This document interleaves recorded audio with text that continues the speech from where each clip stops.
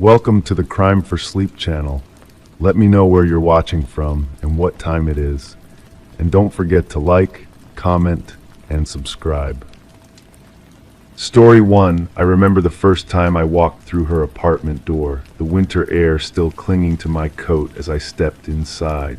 The space was quiet, too quiet, with that particular stillness that lingers after something has gone wrong. As a detective for 15 years, I've developed a sense for when a case will follow me home. This one I knew instantly would be whispering in my ear for months to come. Her name was Eliza Chen, 26, a graphic designer who had moved to the city just 4 months earlier, seeking the anonymity and opportunity that urban landscapes promise. The apartment was her first solo living arrangement, a modest one-bedroom on the 3rd floor of a converted brownstone. Rent was reasonable for the area, which should have been the first red flag. Unfurnished, her mother had told me over the phone that morning, her voice carrying that particular weight of parental concern.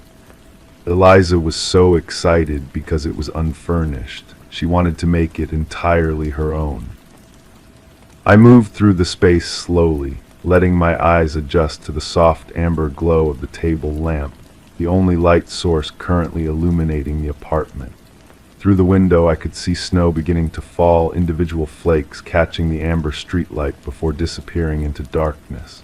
My partner, Tors, was speaking with the building manager down in the lobby. I preferred these initial moments alone with a scene. It lets me feel the space before it becomes cluttered with voices and theories. The apartment still held Eliza's presence, a navy blue throw blanket draped over the arm of a modest gray sofa, a collection of watercolor paintings, her own work I would later learn, arranged in a precise grid on the wall. A single mug, half filled with cold tea, sat on the coffee table beside a closed laptop. Everything was ordinary, everything except for the small electronic component now resting in an evidence bag in my pocket. I made my way toward the bedroom where it had all started. The door was partially open, revealing a slice of pale blue wall and the edge of a neatly made bed. I pushed it wider with a gloved hand. The room was minimalist, a bed with white linens, a simple nightstand, a dresser with a small potted plant. And there in the center of the ceiling was the empty bracket where the smoke detector had once been mounted. It wasn't a smoke detector, of course, not really. Eliza had discovered that 3 nights ago. She'd been lying in bed reading, a detail she'd emphasized when she came to the station, when she noticed something she hadn't seen before. A tiny red light, blinking intermittently from within the smoke detector directly above her bed. Being tech-savvy, she found it suspicious. Smoke detectors didn't typically have blinking red lights visible from the outside, not like that. It was around 11 p.m. when curiosity finally overcame her. She'd stood on her bed, reached up, and twisted the device free from its mount. It came away easily, too easily for a properly installed safety device. When she turned it over in her hands, she immediately knew something was wrong. It was lighter than it should be. No battery compartment. Just a small covered panel that, when slid open, revealed a micro SD card and a tiny camera lens. I crossed to the window and looked out at the building across the street. From this angle, no other apartments had a direct view into this bedroom. Privacy was part of what had attracted her to this unit. That privacy had been completely illusory. The weight of the evidence bag in my pocket felt suddenly heavier. We had the device now, and the IT team was already working on the SD card. Initial examination had been disturbing. Dozens of videos, meticulously dated, showing Eliza asleep in her bed. The earliest file was time-stamped from her very first night in the apartment. Someone had been watching her from day one, Tors said quietly from the doorway, startling me slightly. I hadn't heard him come up. I nodded, taking in the ceiling mount once more. What did the building manager have to say? Torres flipped open his notebook. Interesting stuff. The apartment was vacant for just 2 weeks before Eliza moved in. Previous tenant was a man named Gabriel Walsh, lived here for 3 years, no complaints, always paid rent on time. Left suddenly, citing a job opportunity in Seattle. Have we verified that? Working on it, Torres leaned against the doorframe. The manager mentioned something else, said maintenance never installed smoke detectors in the individual units, only in the hallways. Building code only required hallway coverage given the age of the structure. I felt the familiar tingle at the base of my neck, the sensation that always comes when pieces begin connecting. So the previous tenant installed it. Or someone else entirely. Tor's voice was steady, professional, but I could hear the undertone of disgust. Cases involving surveillance always carried a particular kind of violation. I moved toward the bed and crouched down, examining the space beneath it. Nothing but clean hardwood floor. The camera's field of view was focused directly on the bed, I murmured. Nothing else in the room, just the bed. Classic voyeurism, Torres offered. Maybe. I stood up slowly, my knees protesting the movement, but there's something methodical here. The placement, the timing, starting from her first night, almost like she was specifically targeted, Torres finished. We both fell silent, letting the weight of that possibility settle in the quiet room. Outside, the snow was falling more heavily now, muffling the sounds of the city. I crossed to the closet and slid the door open, revealing a carefully organized collection of clothing, practical, professional attire punctuated by the occasional burst of color or pattern. Did the manager have access to tenant applications? I asked, running my gloved fingers along the row of hanging clothes. Torres nodded, already requested them. Should have both Eliza's and Walsh's files tomorrow morning. The closet held nothing unusual. I closed it and turned my attention to the dresser, opening each drawer carefully. Eliza had already thoroughly searched her own apartment after discovering the camera, looking for additional devices. She hadn't found any, but that didn't mean they weren't there. Detective, Tor's voice had shifted, softer now. I turned to find him holding his phone, the screen illuminated in the dim room. It just sent over preliminary findings from the SD card. There's something you should see. He crossed the room and handed me his phone. On the screen was a still frame from one of the videos, Eliza asleep in her bed, the timestamp showing 2:14 a.m. from 3 weeks ago. But what made my breath catch was not the sleeping woman. It was the partially visible figure standing in the corner of the room, watching her. There's more, Torres said quietly. In several of the videos, someone enters the room while she's sleeping. Never approaches the bed, just watches, sometimes for minutes, sometimes for over an hour. I stared at the image, at the shadowy figure barely captured at the edge of the frame. Does she have any idea? I asked. Torres shook his head. None. We didn't tell her about this part yet. Wanted to verify what we were seeing first. I handed the phone back, my mind already racing through implications. We need to know how they were accessing the apartment. Check all locks, windows, fire escapes. Already on it, forensics is on their way. I moved back to the center of the room, looking up at the empty bracket where the camera had been. The hole in the ceiling seemed to stare back at me, a void where something sinister had once watched. The thought of Eliza sleeping peacefully below, completely unaware of the eyes upon her, sent a chill through me that had nothing to do with the winter night. She can't come back here, I said firmly. Tors nodded. She's staying with her mother for now. Said she never wants to set foot in this place again. I couldn't blame her. Even standing here now, knowing the camera was gone, I could feel the lingering sensation of being observed. It clung to the walls, settled in the corners. "We need to talk to Walsh," I said. "If he installed the camera, if he has the footage." "And if he didn't?" Tors asked. The question hung in the air between us. If Gabriel Walsh wasn't responsible, then who had access to the apartment? Who had been standing in that corner, watching Eliza sleep?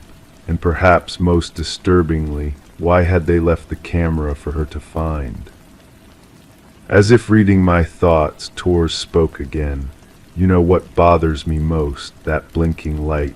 If someone went to the trouble of installing a hidden camera, why would they leave a visible blinking light, almost like they wanted her to find it?" I finished. The realization settled heavily in my stomach, or they wanted us to find the footage of the observer. My hand went to the evidence bag in my pocket. What had initially seemed like a straightforward case of privacy violation was evolving into something more calculated, more complex. Someone had been playing a longer game, one where Eliza's discovery of the camera wasn't an ending, but merely a beginning. Outside, the snow continued to fall, blanketing the city in silence. Standing in that blue bedroom, I knew with absolute certainty that somewhere out there, in the quiet streets below, someone was still watching, waiting, and Eliza Chen's nightmare was far from over. I just had to figure out who, before they decided to do more than simply watch. Story 2. The soft glow of my computer screen was the only light in the room, casting long shadows across the walls of my new office. Outside, the spring rain tapped gently against the window, a soothing rhythm that normally would have lulled me towards sleep. But sleep was the furthest thing from my mind as I navigated through the folders on my newly issued work laptop. It was well past midnight, that liminal hour when the world feels both impossibly quiet and strangely alive with possibility. I'd been with the digital forensics unit for just 3 days. The laptop had been set up by it and handed to me with little ceremony, just another tool for the job.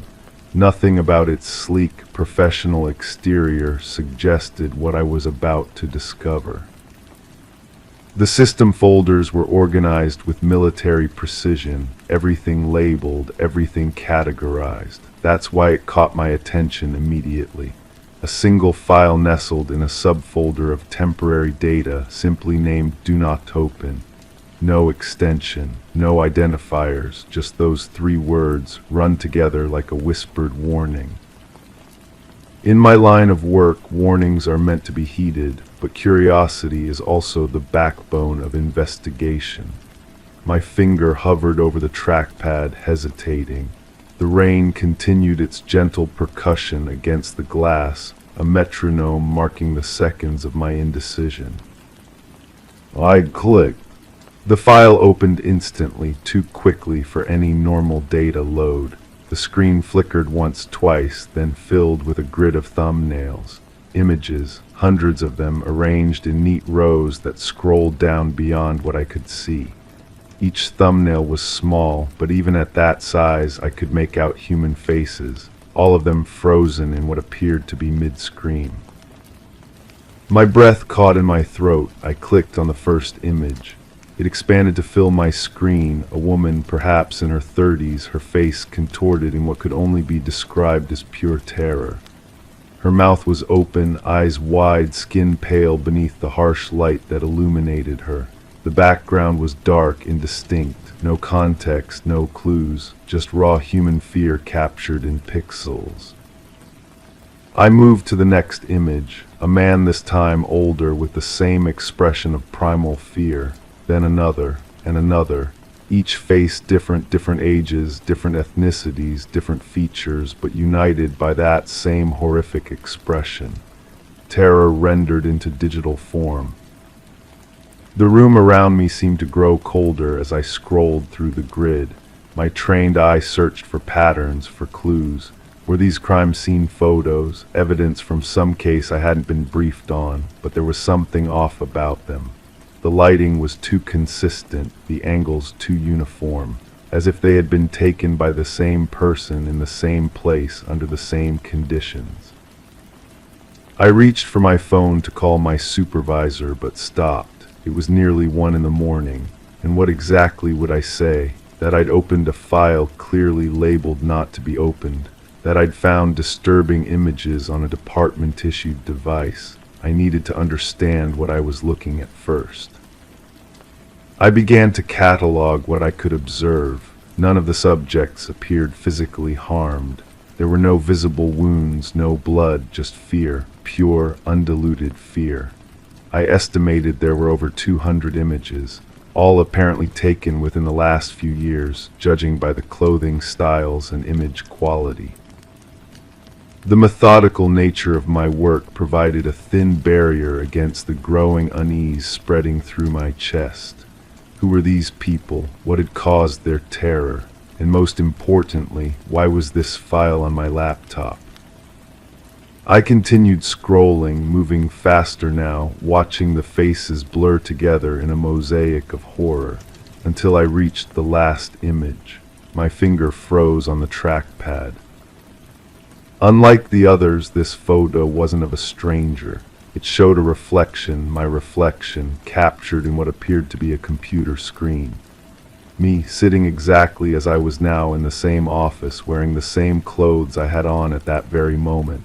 The image showed me looking at the computer, my expression neutral, unaware. But behind me, barely visible in the darkened reflection of the screen, stood a figure, tall, indistinct, watching. I spun around in my chair, heart hammering against my ribs. The office was empty. The rain continued its gentle patter against the window. Nothing moved in the shadows. With shaking hands, I turned back to the screen. The image was still there, me, and the figure behind me that wasn't there in reality. I closed the file, my breath coming in short, sharp bursts. A cold sweat had broken out across my forehead. Sleep was impossible that night. I spent the hours until dawn running virus scans, checking file properties, looking for any clue about the origin of what I'd seen. The file properties showed it had been created just 20 minutes before I'd opened it, while I was alone in the office, while no one else was in the building. The next morning I arrived early and went straight to my supervisor, Detective Morales. Her office was small but immaculate, with case files stacked in perfect alignment on one corner of her desk. She listened without interruption as I described what I'd found, her expression betraying nothing. When I finished, she was silent for a long moment. Then she asked, "Did you bring the laptop?" I nodded and placed it on her desk. She opened it, navigated to the system folder where I'd found the file, but it wasn't there. We spent an hour searching through every folder, every hidden directory. Nothing. The file labeled "Do Not Open" had vanished as if it had never existed. Could it have been some kind of test? I asked finally. Something to see how new recruits respond. Morales shook her head slowly. "We don't do that kind of thing here, Jensen." She closed the laptop and pushed it back toward me. "Have it check it out. Could be malware, some kind of sick joke." But her eyes told a different story. There was something there, recognition perhaps, or fear. It found nothing, no malware, no unusual programs. All system logs showed normal activity. According to their analysis, no file matching my description had ever existed on the machine. I might have believed them, might have convinced myself it was stress or exhaustion playing tricks on my mind, if not for what happened next. 3 days later, a case file landed on my desk, a missing persons report.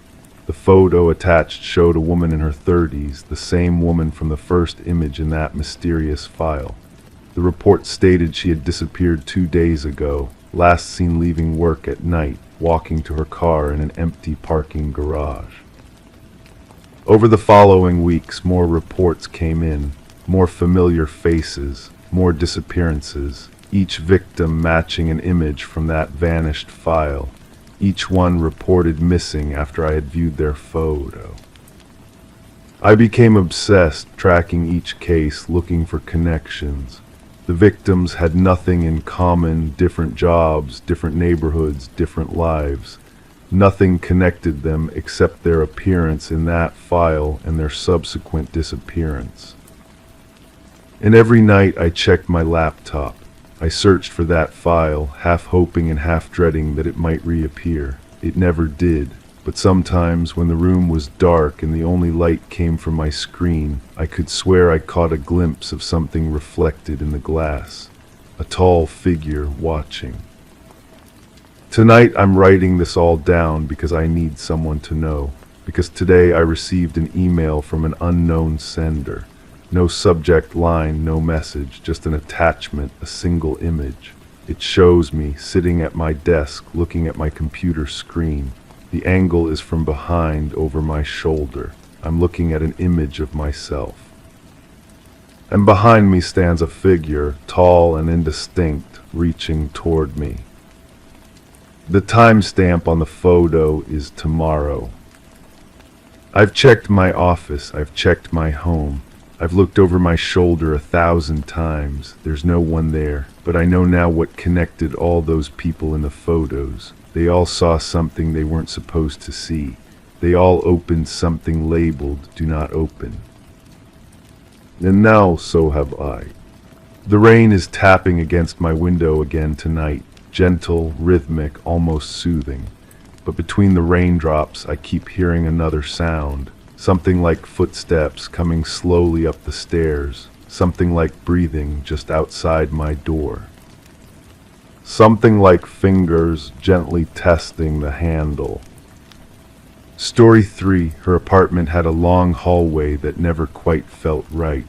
One night she followed it all the way to the end, and instead of a door there was now a solid wall, fresh paint, no seams. And in the middle of it, a single fingerprint pressed into the drywall. I've been investigating disappearances for 17 years now. You'd think the cases would blend together after a while, but some stand apart, lingering in your consciousness like a half-remembered dream. The Rebecca Thorne case is one of those, the kind that follows you home and sits beside you in your quiet moments. It was late October when I first walked into that apartment building on Maple Street. The air had that particular crispness that comes with fall, carrying the scent of decaying leaves and wood smoke. My footsteps echoed against the Art Deco tiles in the lobby, a rhythm that seemed to match the steady beat of rain against the windows. The building superintendent, a man named Ellis with perpetually ink-stained fingers and eyes that never quite met yours, unlocked apartment 718 with a large ring of jingling keys. "Haven't been in here since the report came in," he said, his voice barely audible above the antiquated radiator's hiss. "Everything's just as it was." The door swung open with a low creak, revealing a space suspended in time. A half-empty cup of tea sat on the coffee table, a thin film formed across its surface. Mail was stacked neatly on a small entry table, the topmost envelope dated 3 weeks prior. The apartment smelled of stale air and something else, something subtle that I couldn't quite place. "Ms. Thorne was reported missing by her employer," I said, more to fill the silence than to inform Ellis, who was already backing toward the door. "She hadn't shown up for work for 3 days. No calls, no emails." Ellis nodded, his eyes drifting to the hallway that extended from the living area. "That's where her roommate said she went," he murmured. "Down that hall, never came back out." The roommate, Vivian Carter, had given a statement that defied logic. According to her, Rebecca had gone to her bedroom at the end of the hall on a Tuesday evening and simply never returned. When Vivian checked the room the next morning, it was empty. Rebecca's bed was made, her phone was on the nightstand, her purse untouched. I thanked Ellis and closed the door behind him, listening to his footsteps fade down the corridor outside. Then I stood perfectly still, letting the apartment speak to me in its own language of subtle sounds and shadows. The living room was ordinary, a sofa with too many pillows, bookshelves lined with paperbacks, a television mounted on the wall. Nothing suggested struggle or forced entry. The kitchen was similarly undisturbed, dishes drying in the rack, a grocery list magnetized to the refrigerator in neat handwriting. And then there was the hallway. It stretched before me longer than it should have been for an apartment this size. The walls were painted a soft gray, illuminated by recessed lighting that created small pools of brightness with shadows between them. 4 doors lined the passage: bathroom, linen closet, Vivian's room, and at the very end, Rebecca's bedroom. Except there was no door at the end of the hallway. Where Rebecca's bedroom should have been, there was only a wall, smooth, freshly painted, with no sign that a door had ever existed there. I approached it slowly, my fingertips trailing along the wallpaper. The superintendent's keys jingled in my pocket, a discordant counterpoint to the quiet hum of the building's heating system. "This isn't possible," I whispered to myself, my voice sounding foreign in the stillness. I pulled out my phone and checked the building plans I'd downloaded earlier. According to the schematics, apartment 718 had 2 bedrooms, one on each side of the hall, with Rebecca's at the end. Yet here I stood before a blank wall where a door should be. As I moved closer, the overhead light caught something in the paint, a subtle depression in the otherwise smooth surface. A fingerprint pressed into still wet drywall compound. I photographed it carefully, the flash of my camera momentarily brightening the dim hallway. I called Vivian Carter that evening, and we met at a quiet cafe 2 blocks from the apartment. She was in her late 20s, with dark circles under her eyes and hands that wouldn't stop moving, adjusting her scarf, stirring her untouched tea, twisting a thin silver ring. "I know how it sounds," she said, her voice barely above a whisper. "I know nobody believes me, but that's what happened. There was a door there, Rebecca's door. She went in Tuesday night around 11. I heard her close it. In the morning there was just wall." "Did you notice anything unusual about the apartment before this happened?" I asked, keeping my voice calm and steady. "Any strange noises, unusual visitors?" Vivian's eyes drifted to the window where pedestrians hurried past under umbrellas. "The hallway," she said after a long pause. "It always felt wrong somehow, too long. I'd mentioned it to Rebecca once, but she laughed it off, said it was just an optical illusion from the lighting." And Rebecca herself, had she been acting differently in the days before she disappeared? She'd been quiet, spending more time in her room.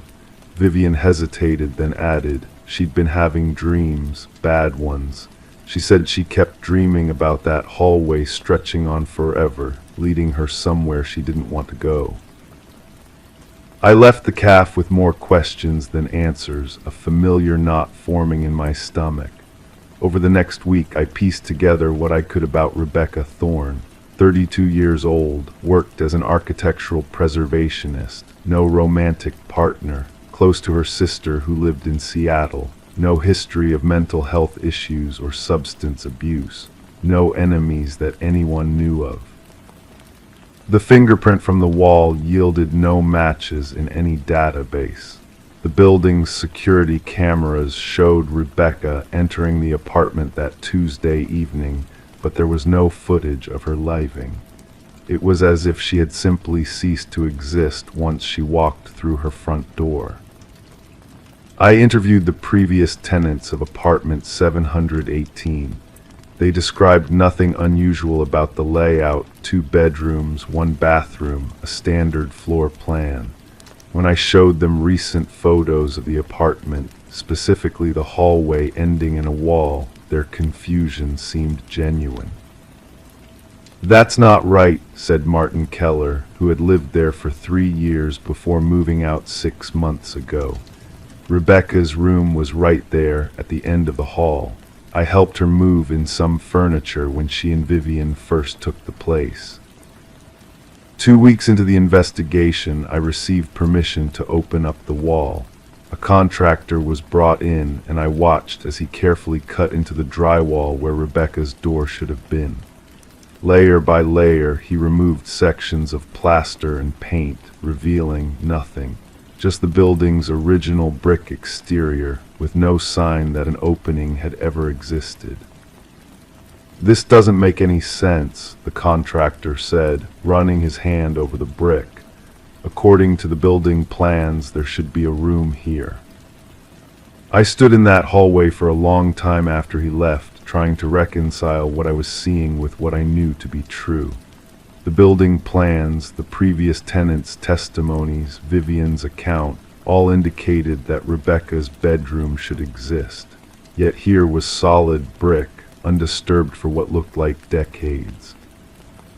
That night I dreamed of walking down that hallway myself, the path stretching and contracting with each step I took, the end always just out of reach. I woke up gasping, my sheets damp with sweat. The next day I interviewed the building's architect, an elderly man named James Harmon, who had designed several buildings in the area during the 1960s. He studied the original blueprints with a magnifying glass, his brow furrowed. "This building has always had an unusual energy flow," he said eventually, his finger tracing the hallway of apartment 718. "I designed it according to certain principles that were unconventional. The previous owner had specific requests." "What kind of requests?" I asked, my pen hovering over my notebook. Harmon's eyes met mine for the first time. He believed in thresholds, spaces that could exist between other spaces, transitions that weren't just physical. I left his office more confused than when I'd arrived, but something he'd said stuck with me. That evening I returned to the apartment, determined to spend the night there. I brought a sleeping bag, a thermos of coffee, and my case files. As darkness fell, I positioned myself in the living room, facing the hallway. The hours passed slowly. The building settled around me with creaks and sighs. Occasionally, I'd hear footsteps from the apartment above or muffled conversation from next door. Around 2 in the morning, when the world outside had gone completely quiet, I noticed something about the hallway. It seemed to be breathing. The sensation was subtle, a gentle expansion and contraction of the space, as if the walls were moving imperceptibly. I stared until my eyes watered, convinced I was imagining it, but there it was, the hallway lengthening slightly before returning to its original dimensions. I got up slowly, my heart pounding in my chest, and began walking toward Rebecca's non-existent room. The closer I got to the end of the hallway, the stronger the sensation became, not just visual now, but physical, as if the air itself was thickening around me. 5 feet from the wall, I stopped. There in the dim light, I could see that the fingerprint I'd noticed before wasn't alone. There were others now, faint impressions in the paint, as if someone had pressed their fingers against the wall from the other side. I reached out my own hand, hesitating just inches from the surface. The air felt electric, charged with a potential I couldn't name. Slowly, I pressed my palm against the wall. It was cool to the touch and solid, yet there was a giving quality to it, like pressing against a membrane rather than brick and plaster. For a brief moment, I felt something push back, a pressure against my hand that seemed to match my own. I yanked my hand away as if burned, stumbling backward into the opposite wall. My heart was racing now, my breath coming in short gasps. I fumbled for my phone and took several photos of the wall, the flash illuminating new fingerprints that hadn't been visible before. The Rebecca Thorne case remains open. She's still listed as a missing person, her disappearance unexplained. Vivian Carter moved out of apartment 718 shortly after my investigation began, and the unit has remained vacant since then. The management company has had trouble renting it, despite lowering the price significantly. I visit the apartment every few months, standing in that hallway, looking at the wall that shouldn't be there. Sometimes I bring new equipment, thermal cameras, electromagnetic field detectors, hoping to capture something that will make sense of what happened. So far, nothing has. But each time I visit, there are new fingerprints on the wall. Sometimes in the quiet hours of early morning when sleep evades me, I wonder about Rebecca Thorne. I wonder if she's trapped somewhere in a space between spaces, a threshold that was crossed but never uncrossed. I wonder if she's trying to get back, pressing against a barrier that only appears solid from our side.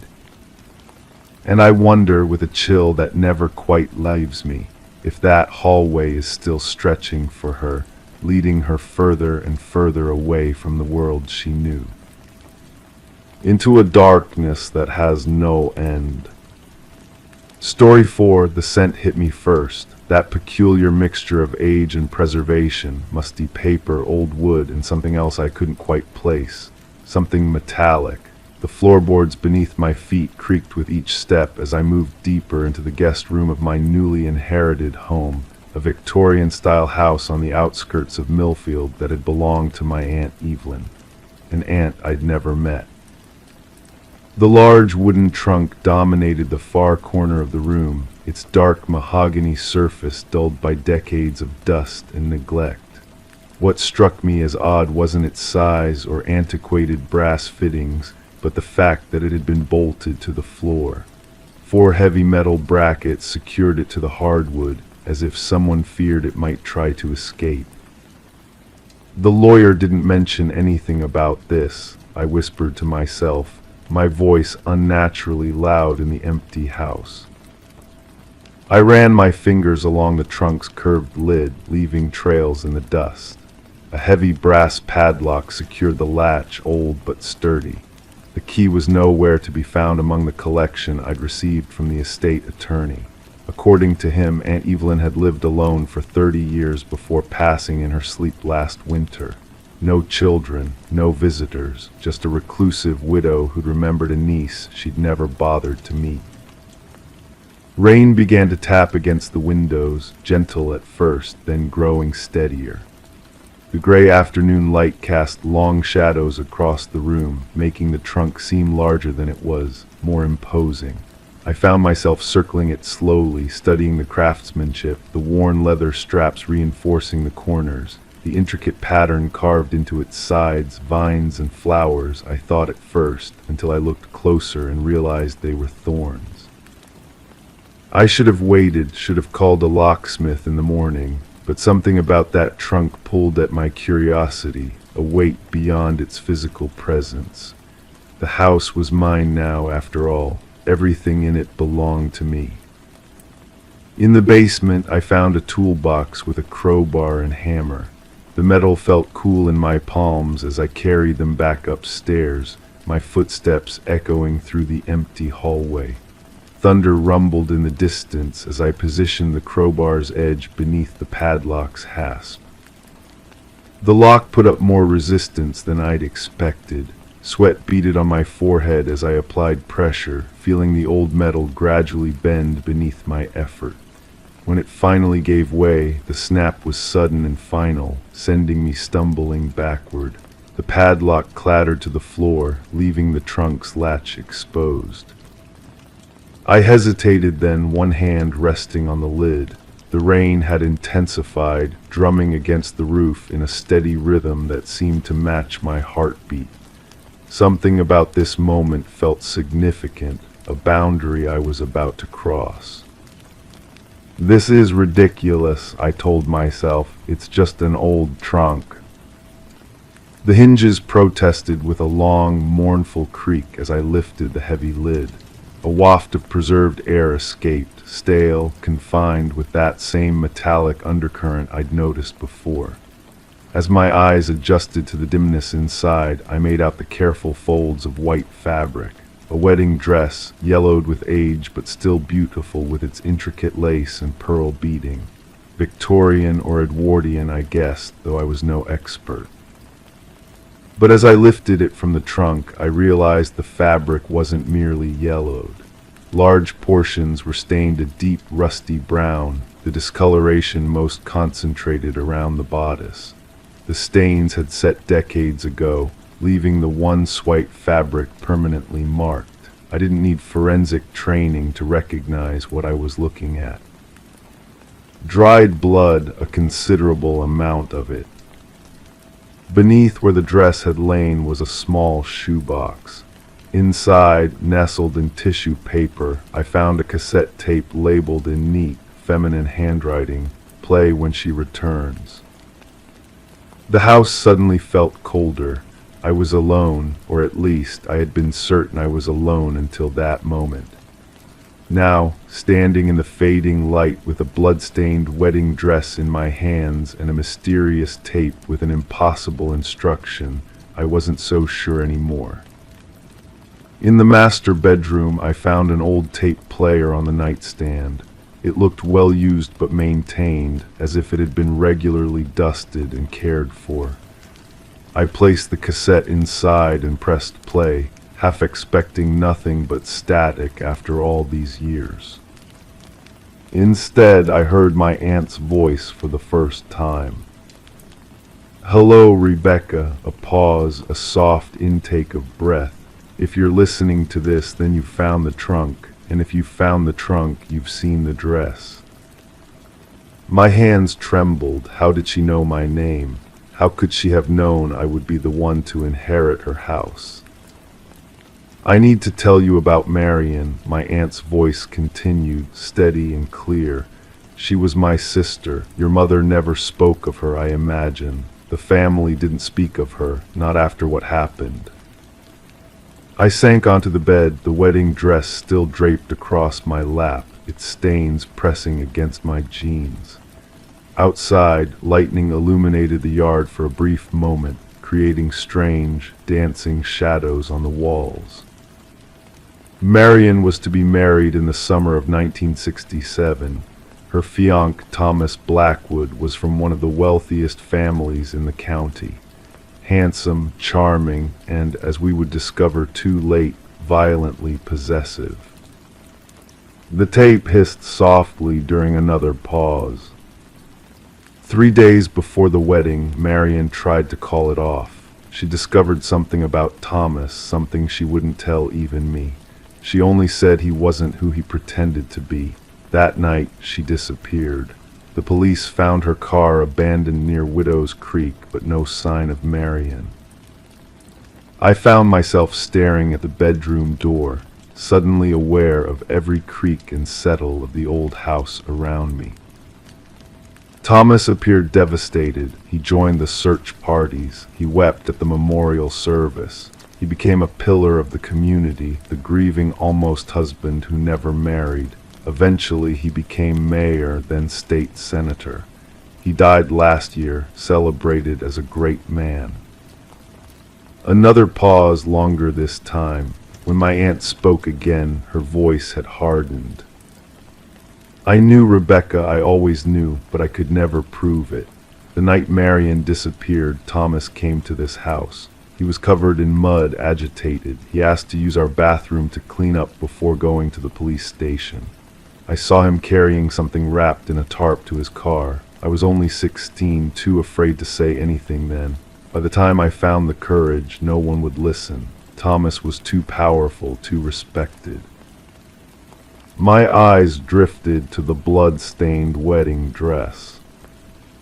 I found the dress a week later, hidden in that trunk in the room where you're staying. It was locked then, too. I kept it all these years, waiting for someone who would believe me, waiting for the right time. Now Thomas is gone, but the truth remains. The rain had slowed to a gentle patter. The house felt impossibly quiet as my aunt's final words played through the small speaker. There's a garden shed behind the house. The concrete floor was poured in the week after Marion vanished. Thomas did the work himself, a kindness to my grieving parents, he said. Look beneath it, Rebecca. Find her. Give my sister peace. The tape clicked off. I sat motionless, the blood-stained dress heavy on my lap, my aunt's words hanging in the stillness. Through the window, I could see the small garden shed at the edge of the overgrown backyard, its weathered door swinging gently in the night breeze. In the morning, I would call the police. I would tell them everything. But for now, in the gathering darkness, I felt strangely calm, as if Marion and Evelyn had been waiting all these years for someone to finally listen, for someone to uncover what had been buried for so long. Outside, the garden shed door creaked in the wind, waiting for me, waiting for dawn. Story 5, I remember the day I found it with perfect clarity, the kind of memory that settles into your bones and stays there, unchanging, even as years pass by. It was a Thursday afternoon in October, the kind where autumn hangs suspended between golden warmth and the first whispers of winter. The thrift store on Maple Street had become my weekly ritual, a small indulgence I allowed myself between case files and witness statements. The notebook called to me from the bottom shelf of a forgotten bookcase, wedged between water-damaged paperbacks and outdated travel guides. Leather-bound, the color of aged bourbon, with a thin layer of dust that suggested it had been waiting there for some time. I ran my finger along its spine, leaving a clean trail through the years of neglect. Something about its presence felt intentional, as if it had been placed there specifically for me to find. 22 years as a detective had taught me that coincidences rarely exist, but I wasn't on duty that day. I was just Elizabeth Gray, private citizen, who had handed over $35.17 for a collection of second-hand treasures, including the notebook that now sat heavy in my canvas tote bag. The evening wrapped around my small apartment like a familiar blanket as I settled into my reading chair, the one by the window where streetlight filtered through half-drawn blinds. A glass of Cabernet breathed on the side table. The distant hum of traffic formed a white noise backdrop as I finally opened the notebook, expecting someone's abandoned journal or perhaps a student's forgotten notes. The first page nearly caused me to drop my wine. The handwriting was unmistakably mine, not similar, not reminiscent of, but exactly mine, down to the way I cross my T's with a slightly longer line than necessary and the distinctive curve of my lowercase g's. My breath caught somewhere between my chest and throat as I read the first entry. April 15, 2023. I keep seeing the same car parked outside my building, dark sedan, tinted windows, license plate partially obscured. Could be nothing, could be something. Need to start documenting these occurrences. But I had never written these words. I own no journal. And yet, here was my handwriting, my rhythms of thought, even the way I tend to fragment sentences when taking notes to myself. I turned the page with fingers that had gone cold despite the warmth of my apartment. April 17, 2023. Someone has been in my apartment, nothing obvious taken, but things are slightly moved. The coffee mug I always leave by the sink was in the cabinet. The throw blanket was folded differently. Small things no one would notice, except I notice. My eyes darted to my own throw blanket, draped across the arm of my sofa in the precise way I always leave it. A shiver ran along my spine, raising the fine hairs on my arms. I took a slow sip of wine, forcing myself to breathe evenly. There had to be a logical explanation. Perhaps this was some elaborate prank from my colleagues at the precinct, or maybe. April 23, 2023. I'm not sleeping well, keep waking at 3:17 a.m. exactly, every night. The digital clock glows in the darkness like an accusation. Something about that time feels significant, but I can't place why. Checked case files for any crimes occurring at that time. Nothing stands out. I glanced at my bedside clock visible through the bedroom doorway. It was 9:42 p.m., hours away from 3:17 a.m. Yet I knew, with the certainty that comes from years of intuition hardened into evidence, that I would be awake at exactly that time tonight. The pages continued, each entry more disturbing than the last. They detailed surveillance patterns I had apparently noticed but had no memory of documenting. They mentioned colleagues by name, people I worked with every day, and cast subtle suspicions on their behaviors. According to this journal I had never kept, I was investigating something off the books, something I told no one about. May 12, 2023. The photograph was moved again, half an inch to the left, same as Tuesday. It's the only photo I keep of David. Someone is sending a message about him, about what happened, they know. My ex-husband David, who had left 5 years ago under circumstances I preferred not to dwell on. The photograph mentioned sat on my bookshelf exactly where it always did. I rose from my chair and crossed the room to examine it. The dust around its base was undisturbed, yet something compelled me to lift it, to check beneath its frame. A small piece of paper, folded twice. I didn't need to open it to know what it would say. The journal had already told me. The key is in the storage unit, box 317. I had no storage unit. At least, I didn't think I did. As I continued reading, the entries became more fragmented, more paranoid. My handwriting grew slightly more erratic, though still unmistakably mine. The journal detailed an investigation into what appeared to be a conspiracy involving evidence tampering in a case I had closed 2 years ago. The Chambers case. A suicide that never sat right with me, but which the department had pressured me to wrap up quickly. Alina Chambers, found hanging in her apartment with a typed note. No fingerprints, no signs of struggle. A woman with no history of depression and every reason to live. I had suspected murder from the beginning, but the political pressure had been intense. Her father was connected to people who could make problems disappear or create them for detective who asked too many questions. The journal suggested I had never stopped investigating, that I had uncovered connections between Alina's death and 3 other supposed suicides across the state. All women in their early 30s, all with similar physical characteristics, all with promising careers and no history of mental health issues. June 3, 2023. Someone followed me to Alina's mother's house today, kept their distance, but I spotted the sedan 3 times on different streets. They're not even trying to be subtle anymore. They want me to know I'm being watched. I had spoken to Alina's mother exactly once at the funeral, or so I thought. According to this journal, I had visited her multiple times, gathering information the official investigation had missed. The entries continued chronologically, detailing an investigation I had no memory of conducting. Names of witnesses I had supposedly interviewed. locations of evidence I had apparently collected and hidden.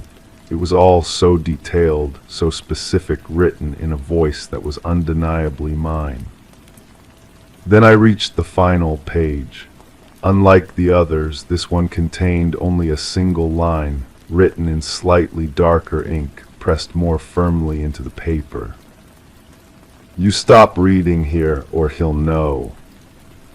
My phone rang, shattering the silence.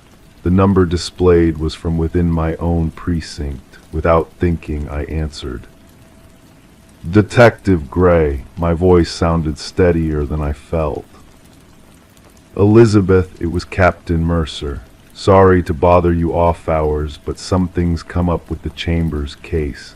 Some new evidence has surfaced. I need you to come in." The Chambers case closed 2 years ago, just like the journal said would happen. "What kind of evidence?" I asked, my eyes fixed on the warning on the final page. "Better discussed in person. There's a storage unit involved, some personal effects of the victim we didn't catalog properly. Unit 317. I've sent a car for you. Should be outside your building now." Unit 317, the exact number mentioned in the note under David's photograph. "I'll be right down," I said, ending the call.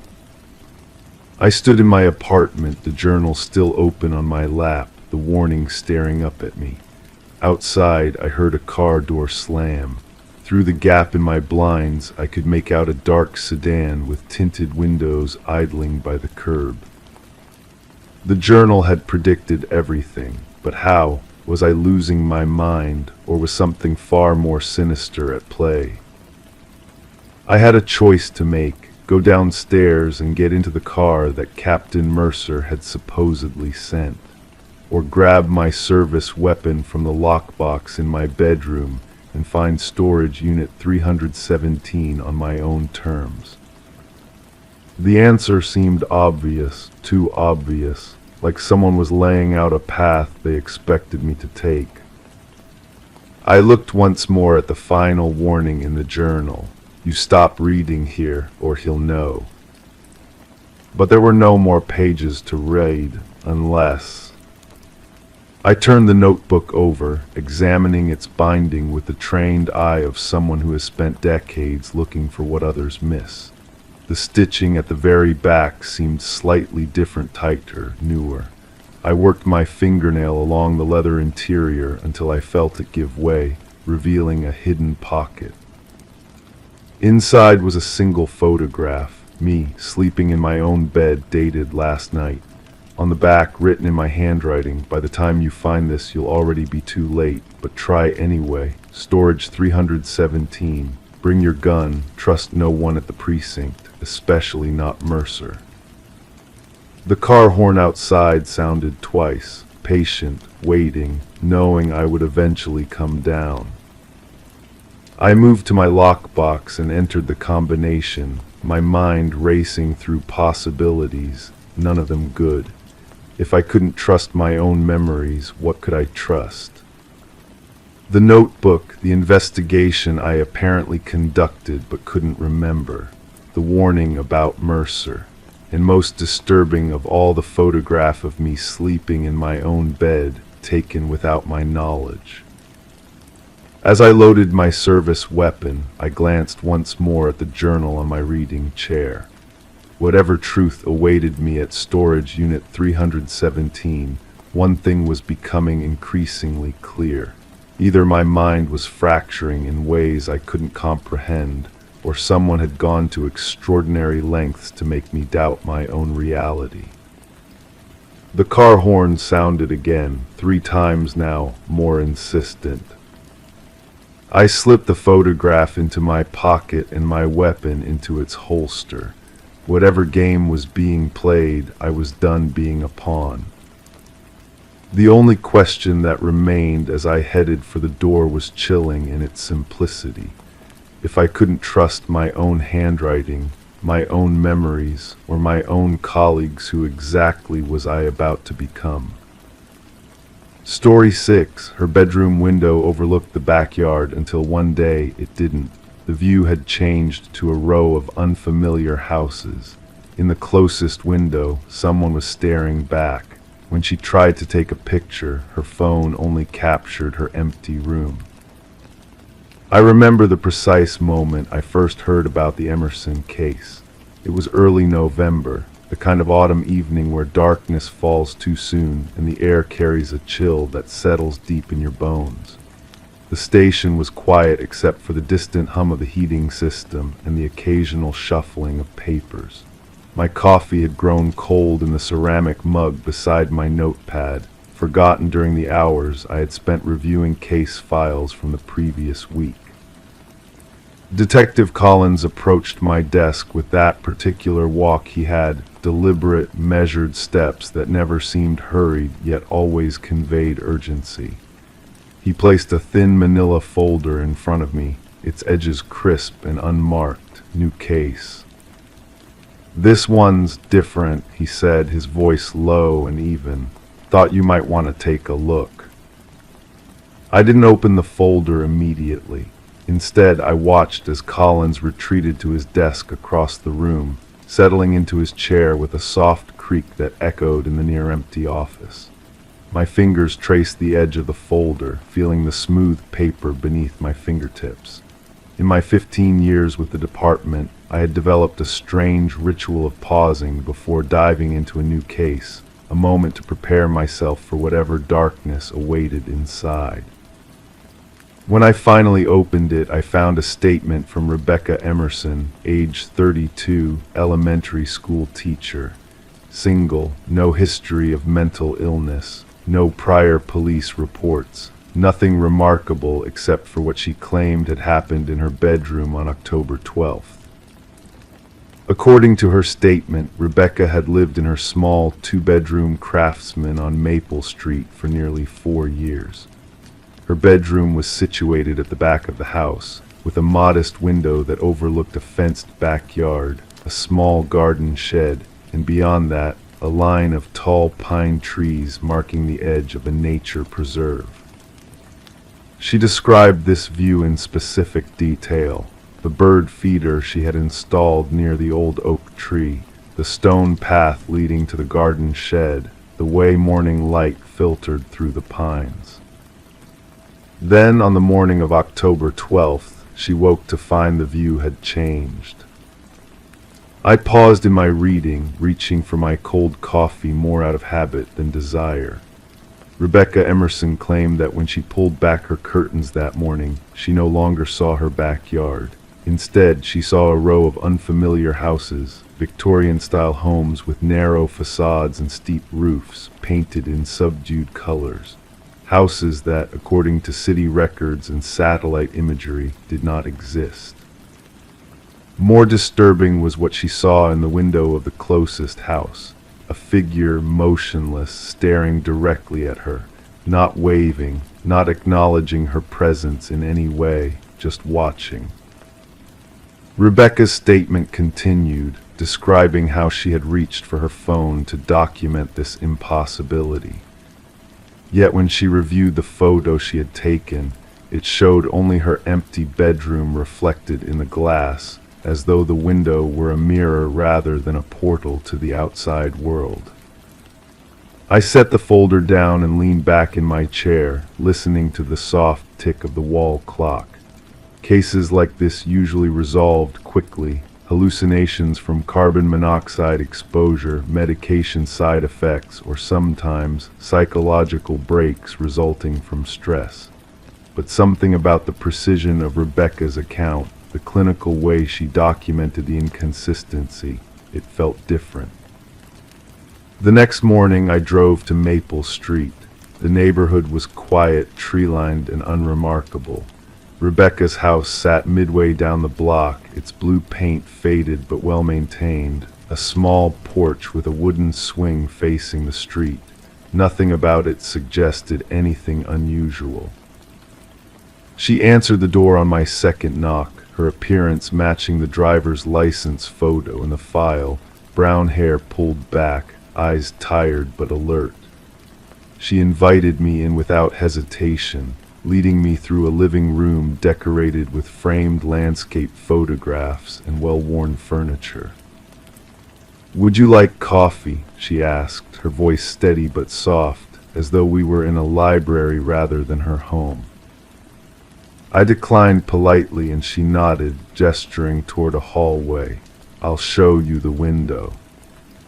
Her bedroom was neat and minimalist, a queen bed with a gray comforter, a small wooden dresser, a bookshelf filled with paperbacks arranged by color. The window in question was ordinary, white frame, double-hung, approximately 3 feet wide and 4 feet tall. And beyond it, exactly as Rebecca had described in her statement, was her backyard, the garden shed, the bird feeder, the line of pine trees in the distance. "It's back to normal now," she said, standing a careful distance from the glass. "It's been normal for 3 days." I approached the window, examining the frame, the lock, the glass itself. "Tell me about that morning again," I prompted, keeping my voice neutral, unhurried. Rebecca wrapped her arms around herself, not in a defensive gesture, but as if preserving warmth.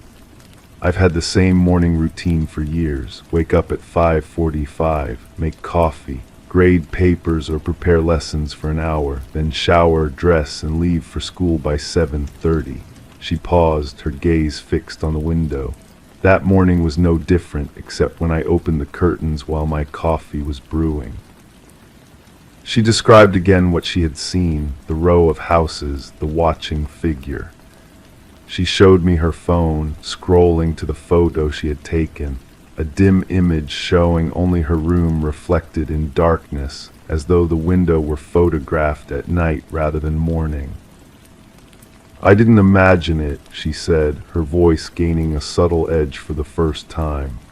"I know how it sounds, but I didn't imagine it." I nodded, continuing my examination of the window. No signs of tampering, no unusual gaps or cracks, nothing to suggest any explanation for what she claimed to have seen. Over the next week, I conducted a thorough investigation. I interviewed neighbors, none of whom reported anything unusual on or around October 12th. I reviewed city planning records, confirming there had never been Victorian homes in the vicinity. I even consulted with a glass specialist who examined the window and found it to be a standard installation from when the house was built in 1998. Rebecca returned to her teaching position, maintaining her routine. No further incidents occurred. The case file remained open but inactive, one of those unexplained events that occasionally punctuate the otherwise methodical work of law enforcement. And then 3 weeks later, I received a call from Rebecca at 6:12 a.m. "It's happening again," she said, her voice a controlled whisper, "but it's different this time." I drove to her house immediately, arriving as the first pale light of dawn was breaking over the neighborhood. Rebecca met me at the door, fully dressed but with an untouched mug of coffee in her hand. "It's still there," she said, and this time he moved. In her bedroom, I approached the window cautiously. The view had indeed changed. Gone was the backyard with its garden shed and bird feeder. Instead, there stood the row of Victorian houses exactly as she had described them, and in the window of the nearest house, a figure stood watching.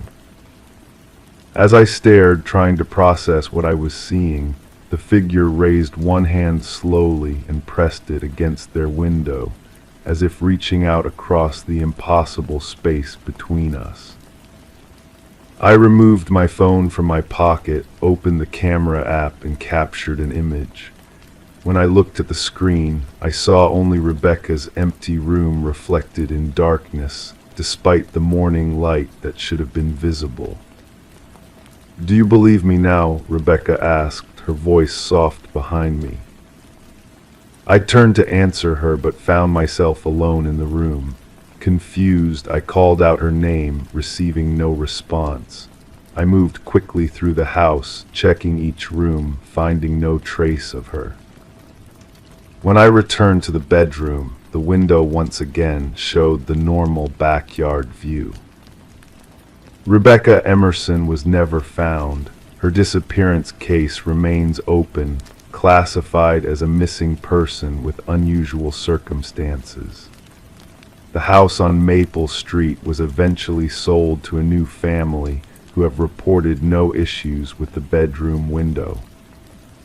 Sometimes on particularly quiet evenings at the station, I open the Emerson file and review the notes, the interviews, the photographs that show nothing unusual. And sometimes when I'm alone in my own home, I find myself hesitating before opening the curtains in the morning, wondering if the view beyond my window is truly the one that should be there, and what might be looking back at me from a place that doesn't exist. I never took that final photograph of Rebecca's window with me. Department policy required all case documentation to remain in the file, but I remember what I saw when I reviewed it later that day. Not an empty room reflected in darkness, but a faint outline of what appeared to be Rebecca Emerson, standing in a Victorian-style bedroom, looking out through a window at me. Story 7. I've been an investigator in this small coastal town for 15 years now, but some cases still manage to creep under my skin long after the files are closed. The Jensen case is one of those, the kind that follows you home at night and lingers in the space between wakefulness and sleep. It began, as these things often do, with something seemingly innocent, a plate of cookies. It was a Tuesday evening in late October when Sarah Jensen first called the station. The autumn air had turned crisp, and the streets were littered with fallen leaves that crunched beneath my shoes as I approached her front door. The porch light cast a soft yellow glow over the welcome mat as she opened the door, her face drawn with concern rather than fear. Not yet, anyway. "Thank you for coming," she said, leading me into a kitchen that smelled of cinnamon and sugar. "I know it sounds silly, but something isn't right." On the counter sat a ceramic plate stacked with perfectly round chocolate chip cookies, still slightly warm. Beside it, a folded note written in flowing cursive, "Thanks for letting me watch them again." Sarah's voice was steady but quiet as she explained that she had never hired a babysitter named Abby. Her children, Ethan, age 7, and Lily, age 5, were upstairs sleeping now. They had spoken casually over dinner about playing games with Miss Abby while Sarah was at work that afternoon. When questioned, the children described a woman with sunshine hair who read them stories and taught them a new clapping game. "I thought maybe it was a mix-up," Sarah said, her fingers tracing the edge of the note. "That she was supposed to be at another house, but the cookies, they were still warm when I got home, and the note." I examined the kitchen carefully. No signs of forced entry. The back door's lock was intact. I asked to see the children's rooms where they slept peacefully, unaware of their mother's growing unease. Nothing seemed disturbed or out of place, yet everything felt wrong. The security system hadn't registered any unusual activity. The neighbors hadn't noticed anyone entering or leaving the Jensen home. It was as if this Miss Abby had materialized inside the house, spent the afternoon with the children, and then vanished without a trace. I collected the note for fingerprint analysis and asked Sarah to keep the cookies for potential testing. As I prepared to leave, Sarah's hand caught my arm. "Detective," she whispered, "the most unsettling part is that when I asked Ethan how long Miss Abby has been coming over, he said, 'Oh, lots of times. She watches us sleep sometimes too.'" Sleep did not come easily that night. The lab results came back the next morning. The note had no usable fingerprints, almost as if it had been wiped clean. The cookie analysis would take longer. I spent the day reviewing neighborhood security footage and interviewing nearby residents, but no one recalled seeing a blonde woman entering the Jensen property. 2 days later, Sarah called again, her voice noticeably shakier than before. I drove through a fine mist of rain to her house, where the porch light flickered intermittently, casting dancing shadows across the front yard. "She left something in Lily's room," Sarah said, leading me upstairs. On Lily's pink pillow lay a small handmade doll with button eyes and yellow yarn hair. Next to it, another note, "She reminds me of me." The children remained oblivious to any danger, describing Miss Abby with the innocent enthusiasm reserved for favorite teachers or beloved aunts. According to them, she told wonderful stories, knew all their favorite games, and always smelled like vanilla and something flowery. I established a patrol car to drive by the Jensen house every hour. We installed additional security cameras. I advised Sarah to consider staying with relatives, but she was reluctant to disrupt the children's routine without concrete evidence of danger. The following week passed without incident. The patrol officers reported nothing unusual. The security cameras captured only the expected comings and goings of the family and occasional delivery personnel. Just as we began to wonder if our mysterious visitor had moved on, she made her presence known once more. It was Sunday morning when Sarah discovered a family photo had been altered. The original picture showed Sarah with her 2 children at the beach last summer. Now, standing beside them in the photo was a slender blonde woman, her arm casually draped over Lily's shoulders. The image wasn't crudely edited. It appeared as if she had always been there, smiling alongside the family, her features slightly blurred but distinctly present. "This isn't possible," Sarah whispered, her hands trembling as she held the framed photograph. "This picture was taken months ago. She wasn't there." The lab confirmed what we already suspected. The photo had been expertly manipulated, but how had it been done? When had someone gained access to replace the original in its frame? The security footage showed no one entering the house. I interviewed the children again, this time with a child psychologist present. They maintained their story about Miss Abby with unwavering consistency. Dr. Mayers, the psychologist, noted that the children showed no signs of fear or trauma. If anything, they seemed fond of their mysterious visitor. "Lily says Miss Abby told her that she used to live in our house," Sarah revealed later that evening as we sat at her kitchen table reviewing the case. "But we've only been here 3 years, and I checked the property records going back 15 years. There's never been anyone named Abby or Abigail associated with this address." The case took a disturbing turn the following morning. Sarah called me at dawn, her voice barely audible through stifled sobs. "She was here in my room." I arrived to find Sarah sitting on her front steps, the children still asleep inside. She hadn't wanted to wake them, hadn't wanted them to see her fear. "I woke up and she was standing by my bed," Sarah whispered, "just watching me. When I gasped, she smiled and said, 'They're such beautiful children. I've always wanted a family like yours.' Then she just walked out the door. I was too terrified to follow." The security cameras had captured nothing. The motion sensors hadn't triggered. It was as if this woman existed in some parallel dimension that overlapped with ours only when she chose. We moved the Jensen family to a hotel while forensic experts combed through the house. They found nothing conclusive, just a faint trace of perfume in Sarah's bedroom that matched the vanilla and lavender scent the children had described. 3 days into their hotel stay, The front desk called Sarah's room to inform her that her sister had left something for the children at reception. Sarah had no sister. By the time I arrived, the desk clerk could only describe a pleasant blonde woman who had dropped off a small gift bag containing 2 hand-knitted scarves and a note to keep you warm until you come home.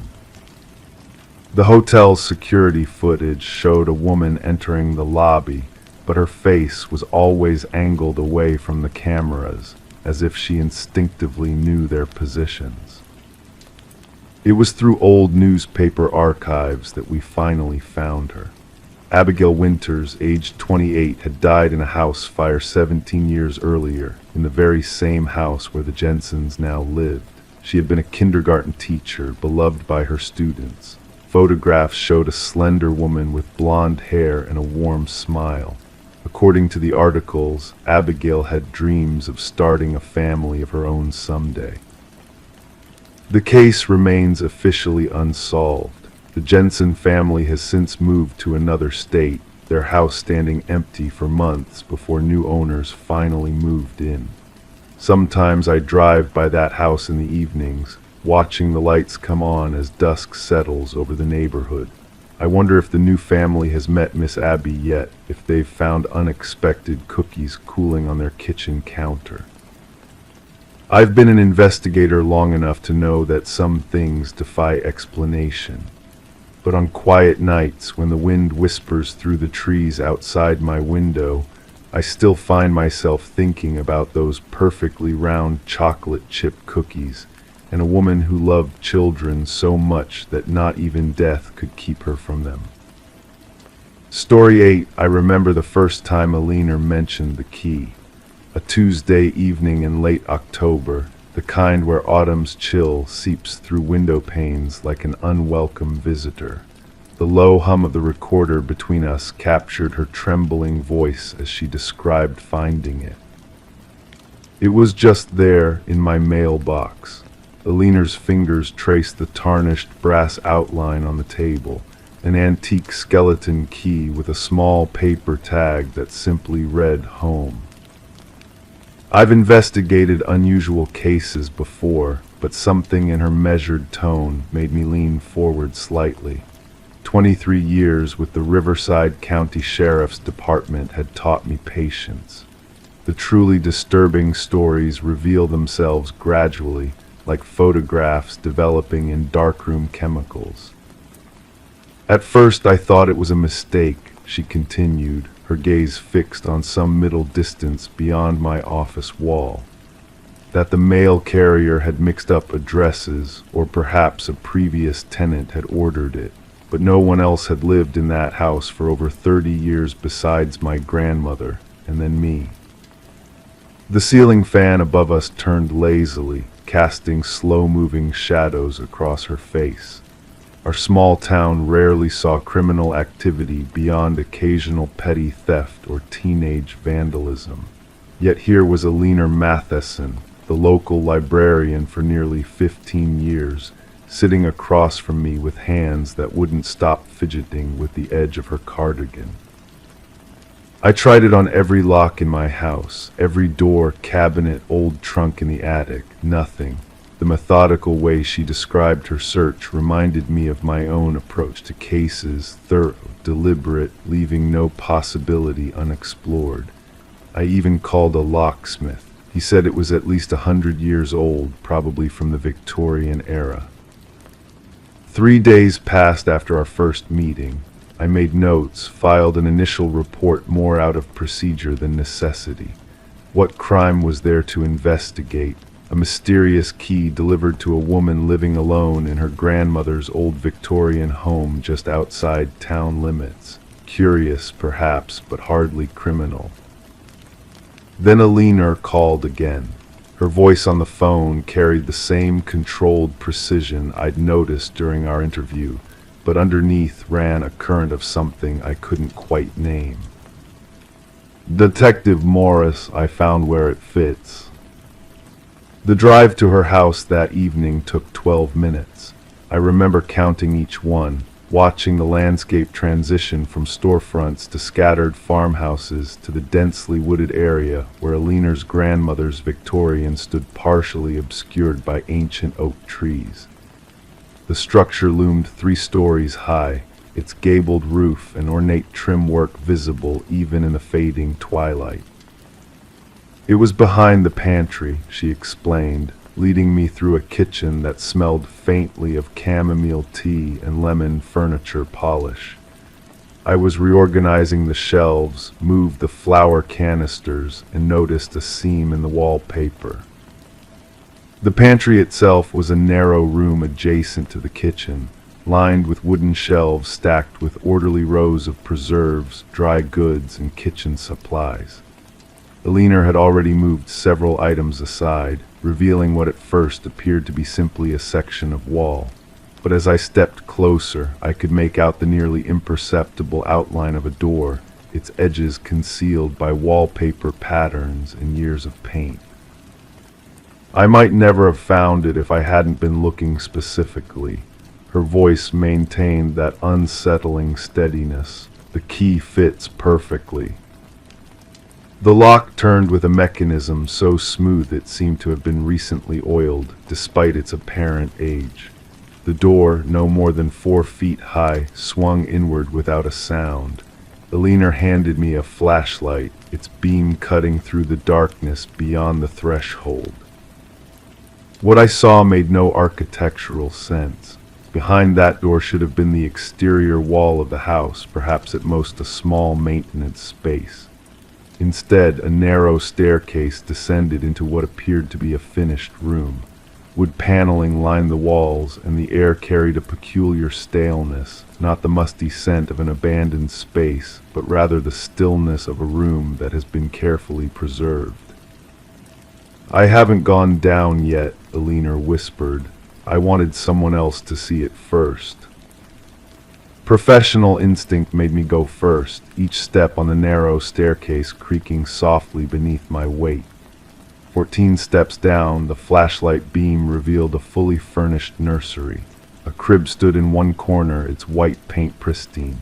A rocking chair faced a window that couldn't possibly exist, given the location of this room within the house's architecture.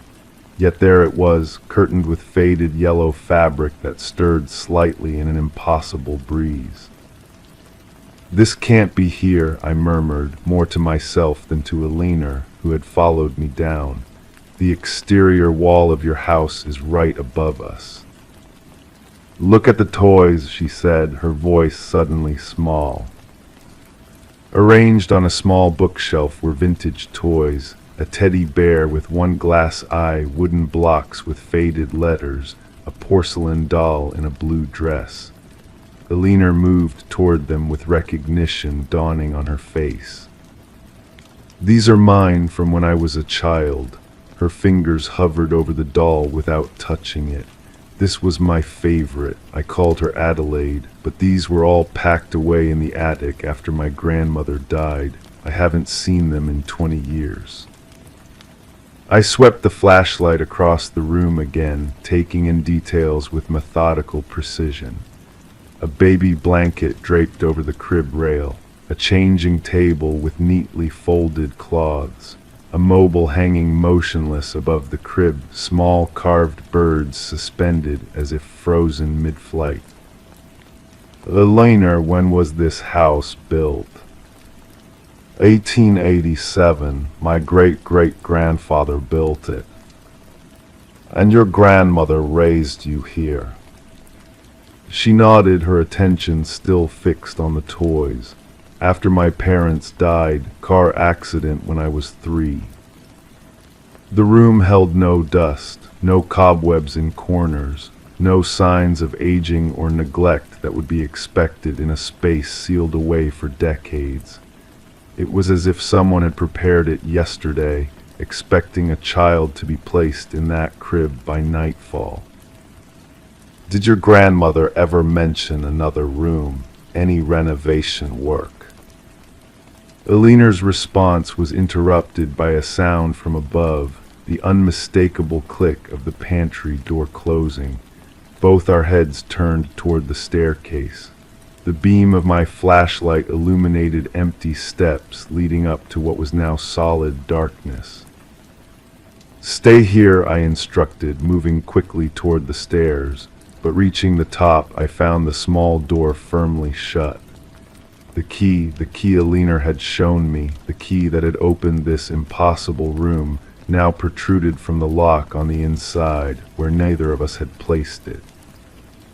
When I turned back, Alina stood beside the crib, her posture suddenly transformed. She ran her hand along the railing with familiar ease. "My grandmother used to come down here every night," she said, in a voice that sounded somehow younger. "I would hear her from my bedroom, the creak of those stairs, the sound of her rocking in that chair. She would sing. Alina, you never told me about this room before." I didn't remember until now. Her hand reached into the crib, adjusting a blanket that didn't need adjusting. This was where she kept the other one. The other one. Alina turned to me with eyes that reflected the flashlight beam strangely, like an animal's caught in headlights. "My sister, the one who didn't survive the accident. Grandmother said she needed a place to sleep too." The temperature in the room seemed to drop several degrees. My years of training fought against the unease settling into my bones. There was a rational explanation. There had to be. "Let's go back upstairs," I suggested, keeping my voice measured. "We can call a contractor tomorrow, figure out how this space fits into the house's structure." Alina nodded but made no move toward the stairs. "The door won't open again tonight. That's not how it works." "What do you mean?" "It only opens when someone needs to be put to bed." Her hand moved to her stomach in a protective gesture I hadn't noticed before. "I'm pregnant, detective. 5 months now. I hadn't told anyone yet." The flashlight beam wavered as my hand trembled slightly. "Alina, we need to leave this room." My grandmother prepared it. Her tone had become dreamy, distant, for whichever child needed it, the living or the dead. I tried the door repeatedly that night, but Alina was right, it wouldn't budge. We spent hours in that impossible nursery, my radio unable to get any signal through what should have been just a few inches of house wall. When morning came, the door swung open on its own, sunlight from the pantry spilling down the stairs. Alina moved away 3 weeks later. The house stands empty now. Sometimes I drive by, looking up at windows that reflect nothing but sky and trees. The key sits in an evidence locker at the station, labeled as item 47B in what the department officially calls an unresolved trespassing case. I've never mentioned the room in any official report. Who would believe that an entire nursery could exist in a space that architectural plans say shouldn't be there? That toys packed away in an attic could appear, arranged as if by an invisible hand. That a room could know, somehow, what a woman hadn't yet told anyone. The locksmith who examined the key later couldn't identify its make or origin. "This isn't just old," he'd said, turning it over in his palm. "It's like it was never manufactured at all." Alina's child was born in spring. I haven't seen either of them. Sometimes when I drive past that empty house, I imagine I can see a light glowing from somewhere beneath the foundation, in a room that waits behind a door that shouldn't exist. And I wonder who or what rocks in that chair on the nights when the wind is still and the shadows grow long across the lawn. I wonder whose child sleeps in that crib. And I wonder if someday another key will find its way to another mailbox with another tag that simply reads home. Story 9, I still remember the sound that started it all. A hollow echo beneath the bathtub as I knelt on worn ceramic tiles, my knuckles rapping gently against the floor. It was different from the solid thud I'd heard everywhere else in the small bathroom. The kind of sound that doesn't register right away, but lingers in your mind like a half-forgotten melody. I was working a routine investigation in Coldwater Creek, a town where nothing remarkable ever happened. At least, that's what the locals insisted whenever an outsider like me asked questions. The house at 147 Maple Street had been purchased by a young couple, Eliza and Thomas Byen, who moved from Chicago seeking the quiet life that small towns promise in real estate brochures. They'd been renovating the 1940s bungalow for 3 months when Eliza decided to remodel the upstairs bathroom. I was just trying to pry up the old tiles, she told me, her voice still trembling slightly when I interviewed her. They were this awful mint green, probably from the 60s. It was Eliza's gentle tapping, looking for loose tiles, that revealed the inconsistency beneath the tub, a hollow space where there shouldn't have been one. The day was overcast when I first arrived at the house, the kind of heavy gray sky that makes afternoon feel like early evening.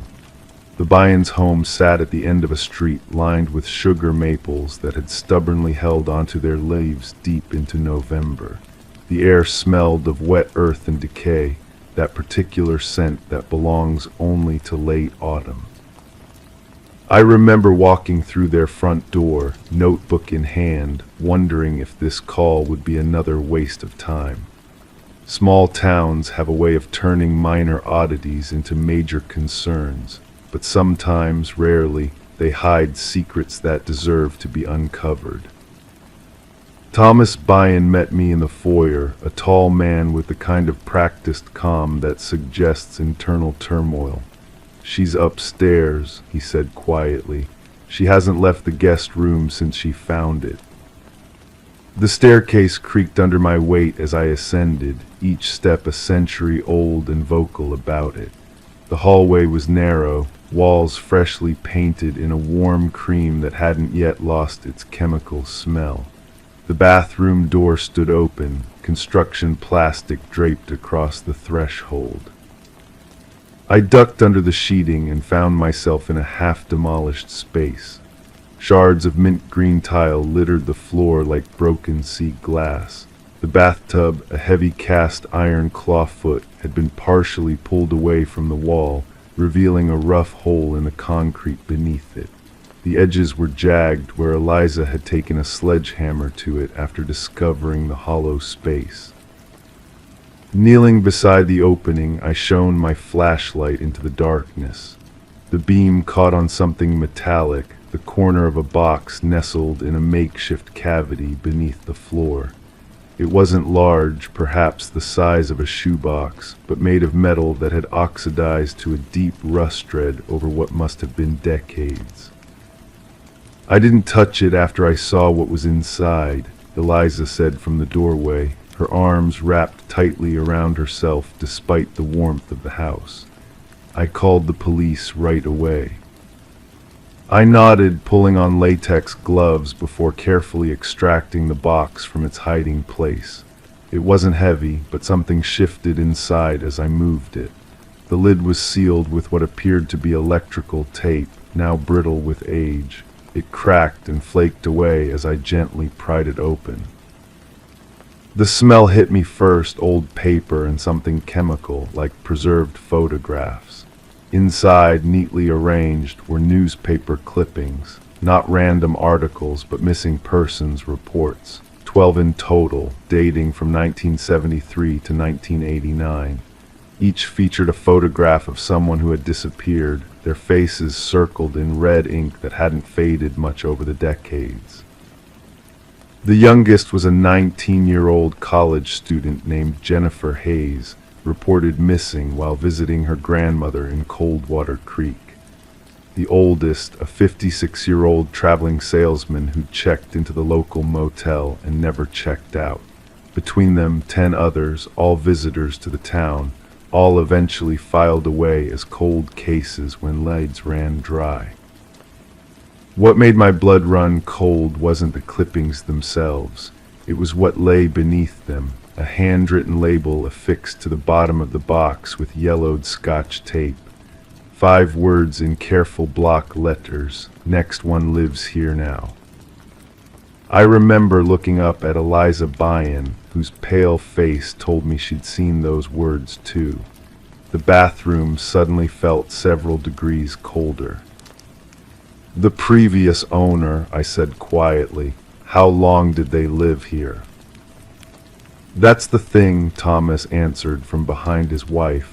"The elderly woman who sold us the house had only lived here for 2 years. She bought it from the estate of the previous owner, a man named Harold Chambers, who lived here for decades. He died alone in this house." I carefully photographed everything before touching any of the clippings. Each one represented a life interrupted, a family left wondering, and now, potentially, answers to questions that had haunted this community for nearly 50 years. The investigation that followed consumed the next 18 months of my life. I lived and breathed the case, tracing the history of the house and its occupants back through decades of town records. Harold Chambers had purchased the property in 1970, a quiet man who worked as a janitor at the local high school. Neighbors described him as polite but private, the kind of person who nodded hello but never stopped to chat, the kind of person who becomes invisible in plain sight. The bathroom renovation had been done in 1972, according to permits filed with the county, just before the first disappearance. What troubled me most wasn't just the evidence we were uncovering, it was how easily Harold Chambers had blended into the community. In photos from school yearbooks, he appeared in the background of countless images, a slight figure with a push broom or mop, his face unremarkable, present but unseen. Year after year, as people vanished from Coldwater Creek, he remained a constant, unnoticed presence. We found no bodies buried on the property, despite extensive searches with ground-penetrating radar. Whatever Harold Chambers had done with his victims, if they were indeed his victims, remained a mystery. The box was our only concrete evidence, and even that provided more questions than answers. DNA testing on the tape and newspaper clippings yielded partial fingerprints that matched Chambers, confirming what we already suspected. But without remains, without confessions, without witnesses, the case remained frustratingly incomplete. 6 months into the investigation, I received a call from Thomas Byen. They'd found something else during the continued renovation, a journal hidden inside a sealed portion of the attic wall.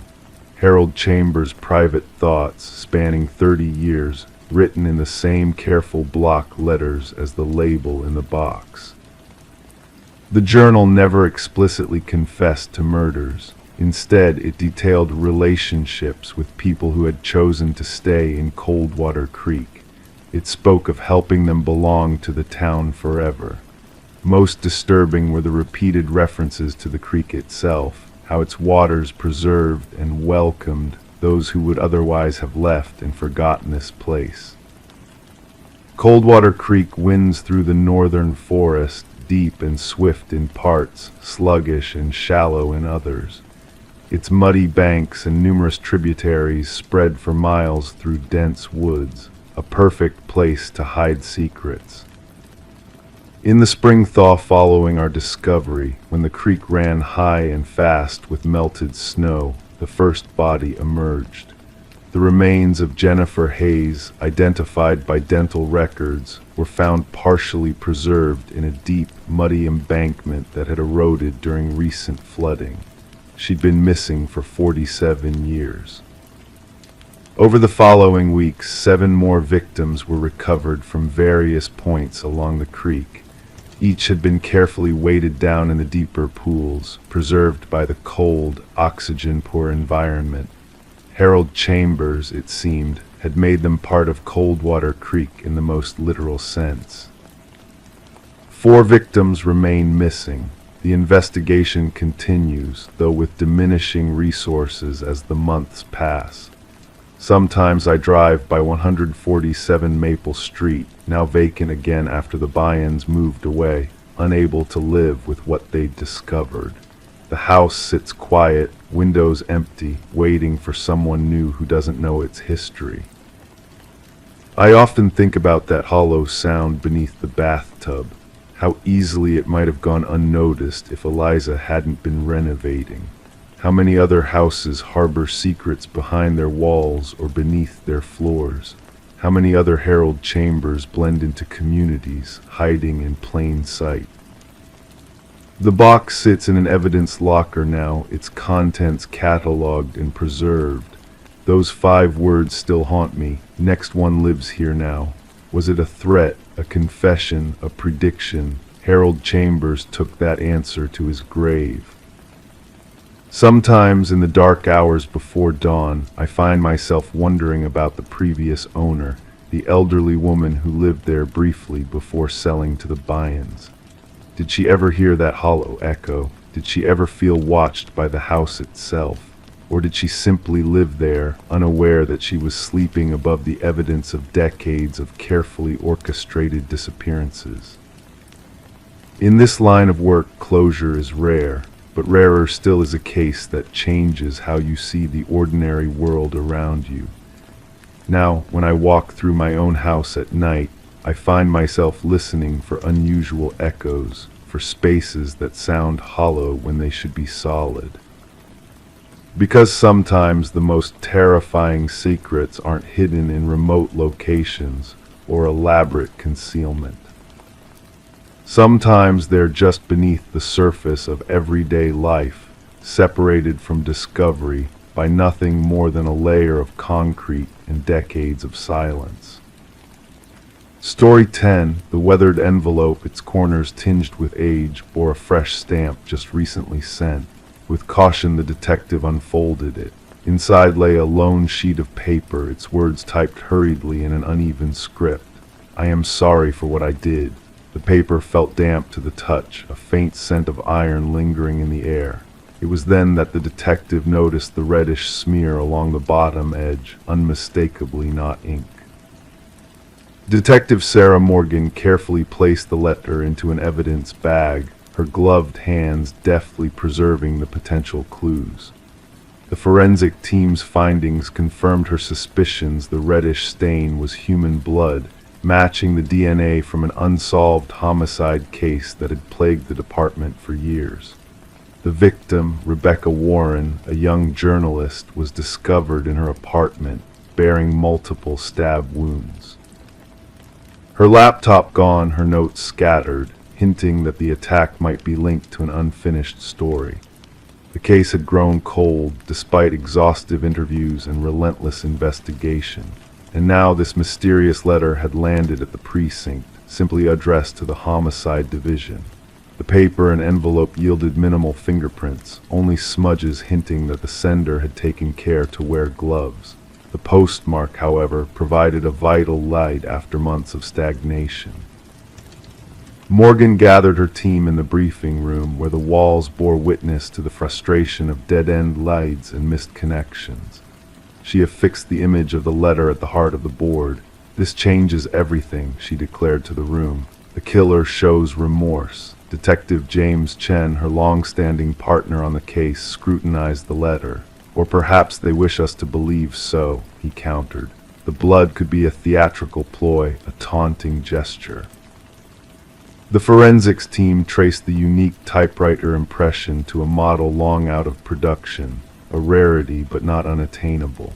They reached out to antique enthusiasts and collectors across the region. As the investigation gained traction, they delved into Rebecca's life. Her editor described her as relentless, committed to unveiling corruption. Her recent assignment involved probing a wealthy family with ties to local politics. The family's patriarch had recently passed, leaving behind a contentious will sparking disputes among siblings. The detectives revisited Rebecca's boyfriend, Michael Barnes.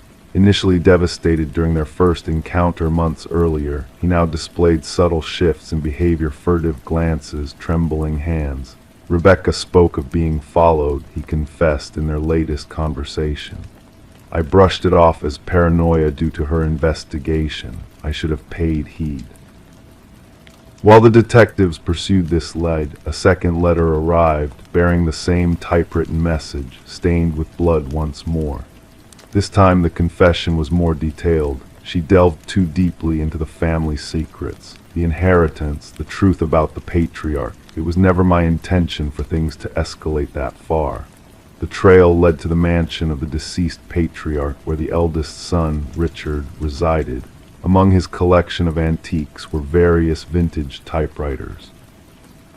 His responses to inquiries seemed rehearsed, unnaturally polished. The breakthrough came when fibers on the envelopes matched stationery peculiar to the youngest daughter, Alina, used exclusively by the family.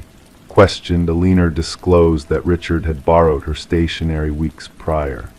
A search of Richard's residence unearthed a concealed room containing articles about Rebecca, surveillance materials, and a vintage typewriter identical to the one used for the letters. Blood analysis confirmed it belonged to Rebecca. Unexpectedly, a link emerged between Richard and Michael, a significant sum transferred from Richard to Michael preceding Rebecca's demise. Confronted, Michael broke down. Rebecca uncovered evidence of Richard poisoning his father for the inheritance, he divulged. I informed Richard of her discoveries, intending to intimidate her into silence. I never imagined he would resort to murder. The final puzzle piece materialized when Alina presented a clandestine recording, capturing Richard and Michael plotting against Rebecca. Richard's voice was unmistakable. She must be silenced permanently. Richard was apprehended attempting to flee.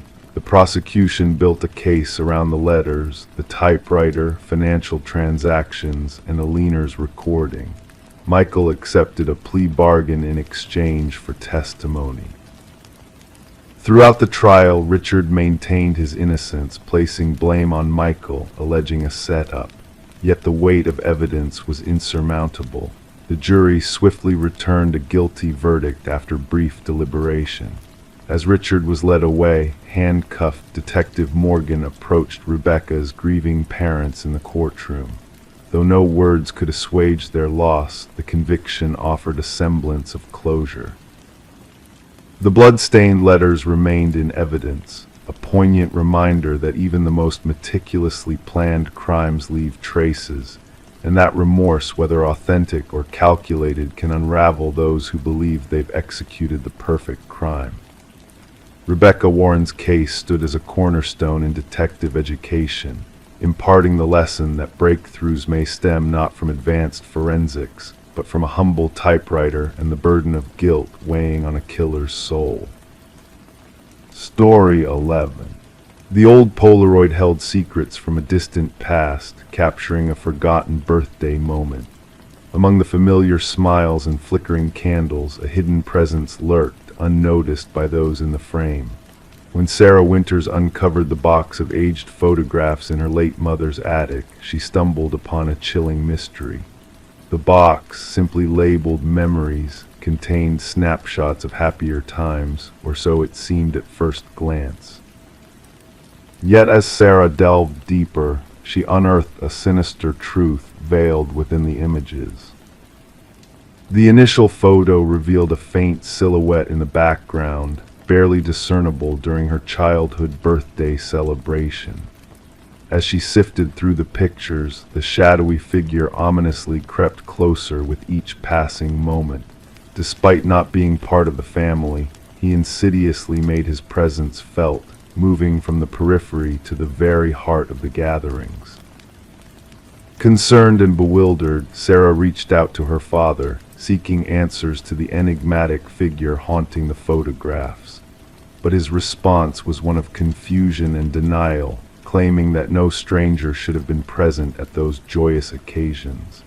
Determined to unravel the mystery, Sarah took digital copies of the Polaroids and shared them with her father, hoping to shed light on the inexplicable intruder.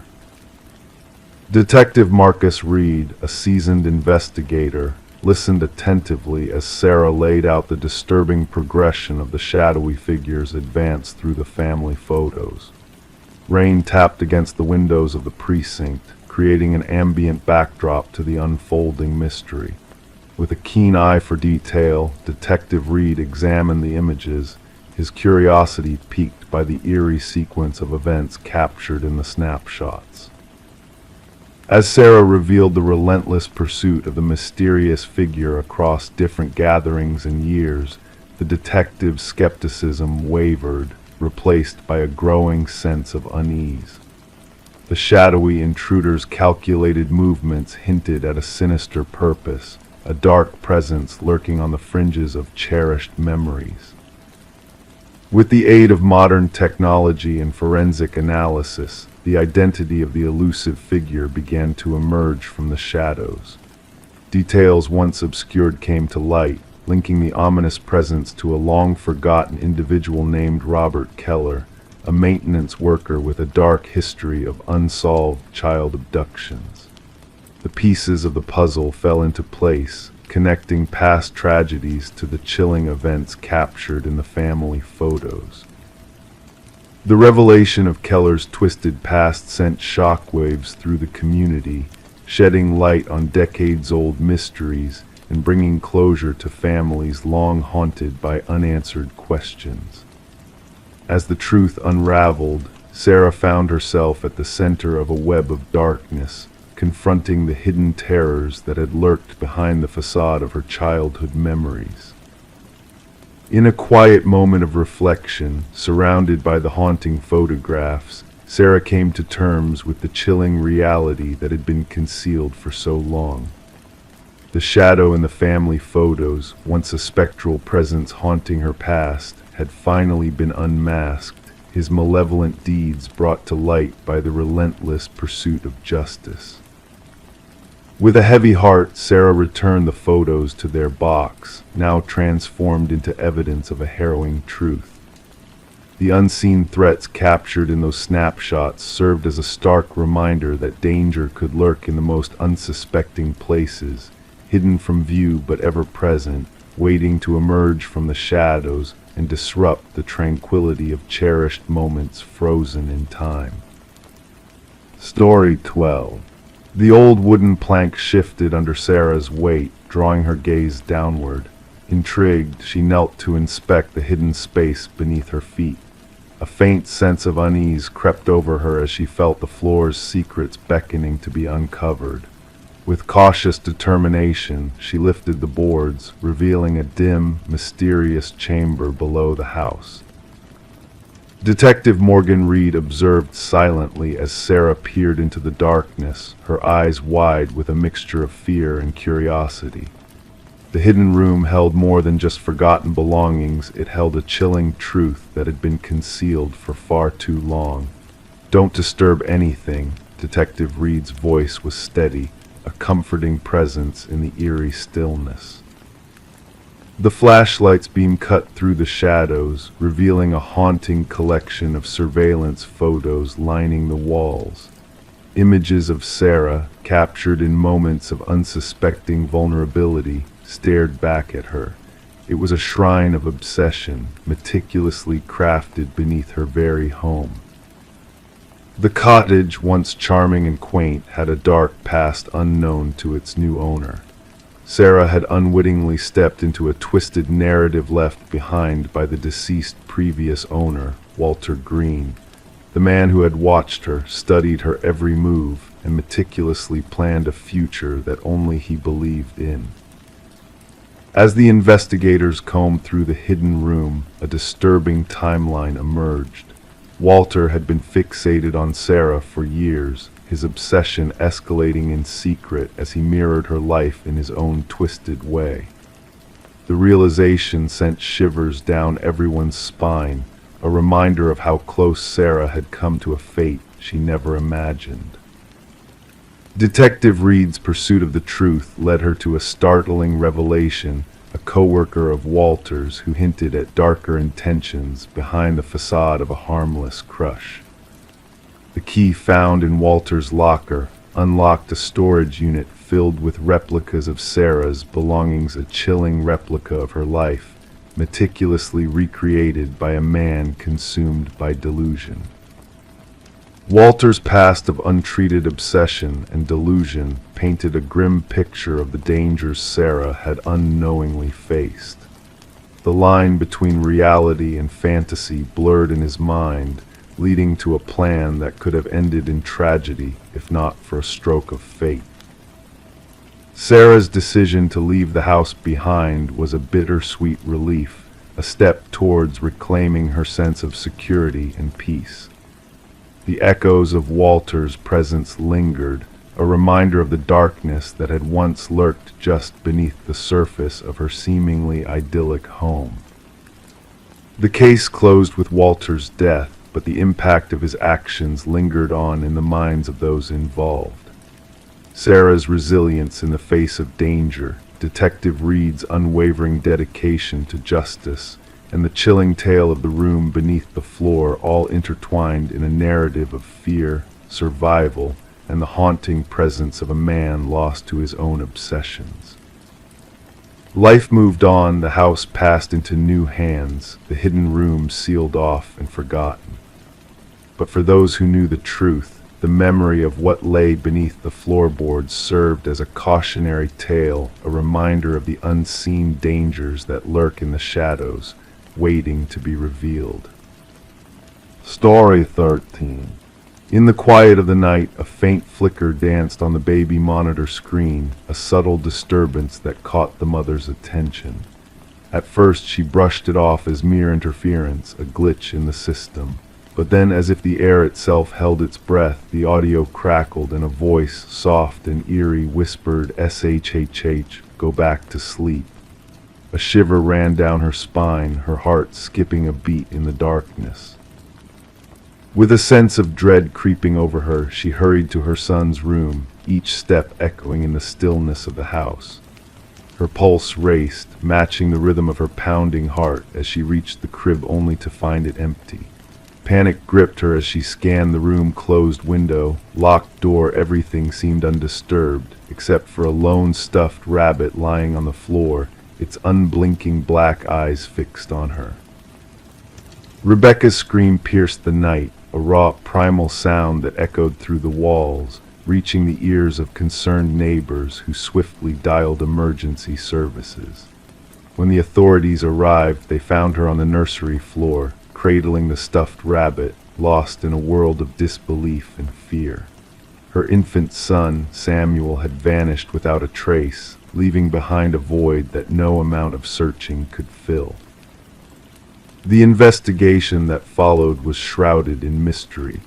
No signs of forced entry marred the home, the security system remained intact, and the baby monitor footage revealed only the unsettling voice and static that had haunted Rebecca. Questions lingered like shadows. How could someone enter a locked home, snatch a child, and vanish without a trace, leaving behind only a haunting whisper? Suspicion soon turned to Rebecca herself. Her history of postpartum struggles and the strained dynamics within her marriage cast a cloud of doubt over her grief-stricken state. But then a glimmer of hope emerged from the darkness. Tiny fibers, foreign and unknown, were discovered on the nursery windowsill, a clue that pointed to an intruder skilled in the art of stealth. The focus shifted, revealing glimpses of a shadowy figure moving in the night, leaving behind traces of a clandestine presence. Daniel, the husband, returned to a storm of accusations and suspicions, his hands bearing the telltale signs of a secretive hobby rock climbing, a newfound pursuit to mask his inner turmoil. As layers of deception unraveled, a chilling truth emerged. Daniel's hidden life, entwined with another family, painted a portrait of betrayal and greed. The baby monitor, once a source of comfort, became a conduit for manipulation, its innocent signals twisted by unseen hands. and in a basement, a woman named Elaine was found, cradling Samuel as if he were a long-lost dream. Her vacant eyes spoke of a longing that had turned to obsession, a past that had bled into the present with devastating consequences. The trial laid bare a web of lies and deceit, each thread leading back to Daniel and Elaine, their voices mingling in whispered plans of deceit. The hushed tones captured by the monitor held more than just words, they held the echoes of a nightmare made real. And as the truth resounded in the courtroom, justice meted out its verdict, condemning the guilty to face the consequences of their actions. Rebecca and Samuel found solace in a new beginning, far from the shadows of the past. The stuffed rabbit, a silent witness to the turmoil that had unfolded, remained tucked away in a box, a reminder of the night that changed everything. The baby monitor, now silent, stood as a testament to the fragility of trust and the darkness that can lurk within the most unsuspecting places. And as the night whispered its lullabies, Samuel slept on, unaware of the secrets that had once threatened to steal him away. Story 14. As she cleared the steam from the mirror, gazing at her reflection, a sense of unease crept over her. Everything appeared normal, her face, her attire. Yet a lingering disquiet settled within her as she stared longer. A flicker caught in the corner of her vision, a movement that defied explanation. And when she turned away, her reflection remained motionless, observing her in eerie silence. This unsettling moment in her bathroom marked the beginning of Rebecca Thorne's perplexing journey. A tale that would baffle investigators and haunt a community for years to come. Rebecca resided in a modest apartment in a serene suburban enclave, living a solitary existence. Her acquaintances described her as methodical, reserved, a woman who led a solitary life but maintained friendly relations with her neighbors. By profession, she was a data analyst at a mid-sized company, her days dictated by routine and precision. Nothing in her demeanor hinted at the enigma that would thrust her into the heart of one of the most mystifying criminal investigations of the era. The initial signs were subtle. Objects in Rebecca's home seemed slightly rearranged, nothing missing, just subtly shifted. A coffee mug on a different shelf, books rearranged, her toothbrush in an unfamiliar spot.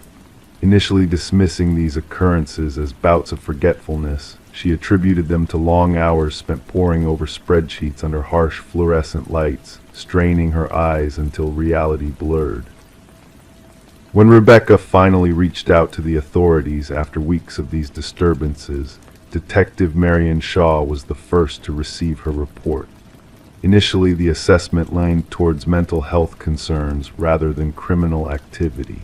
The absence of tangible evidence, no broken locks, no missing items, no signs of forced entry led Shaw to categorize it as a matter for mental health services, not law enforcement. There was an intangible sense of unease, Shaw would later recount. Just a woman who felt out of place in her own home. However, the pivotal moment arrived with the incident involving the bathroom mirror. During her subsequent interaction with the police, Rebecca recounted the chilling experience in vivid detail, the unsettling sensation of her reflection moving independently, the pervasive feeling of being watched even in solitude. This time, she presented evidence in the form of security footage from a camera she had installed, focused on her front door. The footage unveiled a revelation that sent shivers down the spines of even the most seasoned officers. The grainy video depicted Rebecca leaving for work in the morning, only to witness an identical figure using a key to enter her apartment 20 minutes later. Forensic scrutiny of the footage revealed no signs of tampering or digital manipulation. The intruder moved with a precision that mirrored Rebecca's every gesture, attire, and even her distinctive leather bag. Yet, according to time-stamped records from her workplace's security system, Rebecca had already swiped into her office across town. "We're facing a doppelganger scenario," Detective Shaw informed her superior. "Someone who has meticulously studied Ms. Thorne and can mimic her with uncanny accuracy."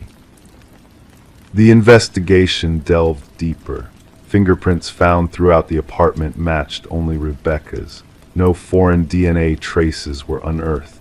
Neighbors reported witnessing nothing unusual, only Rebecca's routine comings and goings.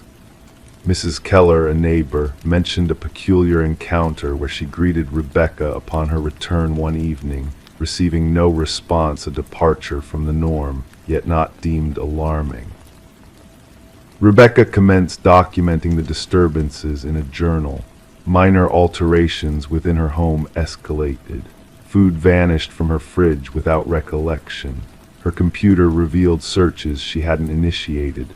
Most unsettling were the photographs on her phone selfies that bore her likeness but were absent from her memory. In some, her expression appeared subtly off-kilter, her smile too wide, her gaze too intense. "I'm teetering on the edge of madness," she confided to Detective Shaw during their third meeting. "Or perhaps someone is orchestrating this illusion to drive me to the brink." The breakthrough emerged when investigators discerned a pattern in the security footage. The doppelganger only infiltrated when Rebecca departed for specific appointments, therapy sessions, yoga classes, Sunday morning grocery runs, predetermined activities with predictable durations.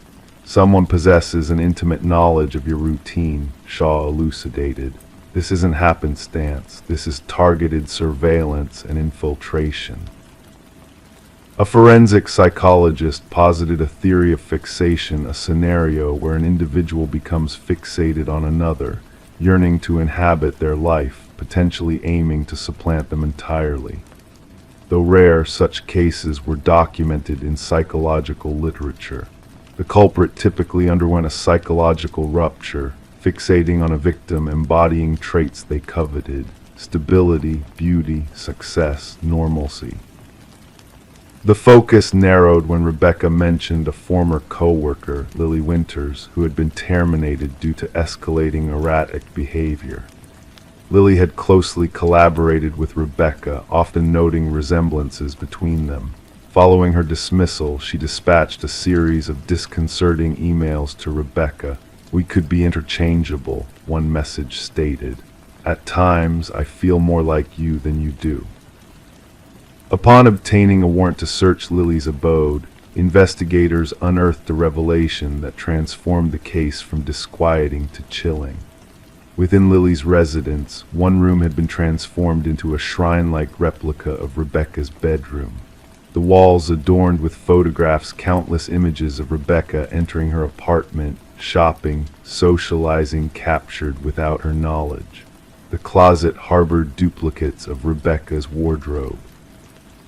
Makeup matching Rebecca's preferred brands adorned a vanity alongside meticulous notes on her gestures, speech patterns, and daily routines. Most chilling were the practice videos, Lily mimicking Rebecca's gait, mannerisms, expressions. The evolution was palpable: initial attempts awkward and conspicuous, later ones nearly indistinguishable from the authentic Rebecca. "She aspired to be me," Rebecca murmured upon viewing the evidence. "It wasn't mere imitation. She sought to obliterate me." Forensic analysts uncovered sophisticated tools for crafting key replicas and duplicating electronic access cards. Lily had orchestrated an elaborate system to monitor Rebecca's movements, including a calendar predicting her schedule in detail. Yet, Lily's ultimate objective remained an enigma. Journals discovered in Lily's quarters contained rambling entries oscillating between first and third person, occasionally referring to Rebecca as me and her in the same passage. The final entry sent shivers down the investigators' spines. "Soon one of us will prevail. The stronger entity will endure." When the authorities moved to apprehend Lily, she had vanished. Her hasty departure from her residence drawers left ajar. Certain technology missing indicated flight. A nationwide alert was issued. Rebecca was ushered into protective custody, relocated to a fortified refuge under constant surveillance. For 3 weeks, authorities surveilled every location linked to Rebecca's former life. Lily never materialized. The case took a disquieting turn when a security guard at Rebecca's previous workplace reported an anomaly. Despite being on leave and safeguarded in a secure refuge, Rebecca had been sighted entering the building. Surveillance footage corroborated the account. A figure identical to Rebecca had utilized a valid ID card to access the premises, perused her former workstation for 40 minutes, then exited. The implications became stark. Lily hadn't fled, she had executed her plan. She now inhabited Rebecca's existence, usurping her identity while the genuine Rebecca remained concealed. Case remains officially unresolved. Lily Winters remains at large. Rebecca Thorne refrained from resuming her former life, forging a fresh identity in a clandestine locale. Detective Shaw retains a photograph on her desk depicting two strikingly similar women, Rebecca Thorne and Lily Winters. At times, she scrutinizes their features, seeking nuances that demarcate one from the other. The truly disquieting aspect Shaw often imparts to new recruits isn't the resemblance in appearance or voice. It's the fervor with which someone pursues becoming you to the extent that they efface themselves in the process. Our identity isn't solely what we present, it's what we guard most vigilantly. And at times, we fail to grasp its worth until someone endeavors to usurp it. Story 15. In a quiet suburban neighborhood, a mysterious key arrived in the mail for Sarah Miller, wrapped in a plain envelope with no return address. The single brass key, worn with time, felt strangely familiar to her, yet it didn't fit any lock in her home. When placed on the coffee table, the broken grandfather clock chimed, sending shivers down Sarah's spine. Reporting the strange occurrence to authorities, Sarah's concerns were initially dismissed as a simple mistake, but a sense of unease lingered, prompting the officer to take the key as evidence. Little did they know, this seemingly innocuous key would unravel a disturbing criminal investigation that had lurked in the shadows for years. Detective Robert Harmon, a seasoned investigator with a keen intuition, found himself drawn into the mysterious case. The brass key sat on his desk, a silent enigma waiting to be unraveled. Background checks on Sarah revealed no red flags, no hint of wrongdoing. She was just an innocent recipient of a sinister gift. Forensic examinations yielded no fingerprints besides Sarah's, no DNA traces, no clues in the generic postmarked envelope. But a breakthrough came when the key's unique pattern matched a cold case involving a storage unit filled with chilling evidence of unsolved crimes against women. As the investigation deepened, Sarah's anxiety grew, leading her to fortify her home against an unseen threat. The key seemed to be a macabre message, a dark invitation from an unknown sender. The search for the key's origin led to Harold Jenkins, a quiet neighbor with a hidden past. The hunt for Jenkins intensified, revealing a trail of darkness leading to a secluded cabin. Beneath the floorboards lay a hidden room filled with rows of brass keys, each a haunting reminder of lives taken too soon. The discovery of human remains behind the cabin unveiled the true extent of Jenkins' horrors. A nationwide manhunt ensued, as fear gripped the community labeled by the press as the Keymaster's hunting ground. Jenkins' twisted motivations came to light, painting a portrait of a predator lurking among unsuspecting neighbors. The final confrontation with Jenkins ended in tragedy as he chose death over capture. His journal, a chilling account of his crimes, addressed Sarah directly, revealing the twisted obsession that had led to the horrors unleashed upon her doorstep.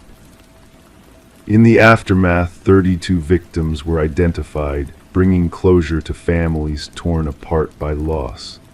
Sarah, haunted by the darkness that had touched her life, never returned home, leaving behind a clock that had once echoed with ominous chimes. The case of the Keymaster stands as a stark reminder of the evil that can lurk behind a facade of normalcy. As researchers delve into Jenkins' writings for insights, a collection of silent brass keys in an evidence locker bears witness to the devastating truth hidden behind unassuming appearances, a truth that can only be unlocked by acknowledging the darkness that dwells within. Story 16, The Abandoned Victorian. She entered through the front door, a cloud of dust dancing in the stagnant air. The house, a relic of a forgotten time, stood frozen in its decay, furniture draped in ghostly sheets, walls shedding their memories. Every step felt like a voyage into a suspended moment, a journey through the whispers of the past, except for one peculiar detail that defied explanation. The doors. No matter which one she opened, no matter the path she chose, each doorway led back to the same room, the parlor. A maze of corridors and chambers, all converging into a singular point of return. The house held her in its enigmatic grip, offering no escape except the way she had come. But when she turned to retrace her steps, the front door had vanished into thin air, leaving her stranded in a realm of shifting shadows. The discovery of Morgan Pierce's lifeless form had transformed the abandoned Victorian from a mere curiosity to a scene of mystery and intrigue. Detective Sarah Lind stood at the threshold, observing as forensic experts moved through the dim interior like phantoms, unraveling the enigma that had shrouded the house for years. The locals whispered of the peculiarities that plagued the house, the way compasses spun wildly, the sensation of unseen eyes watching from the shadows.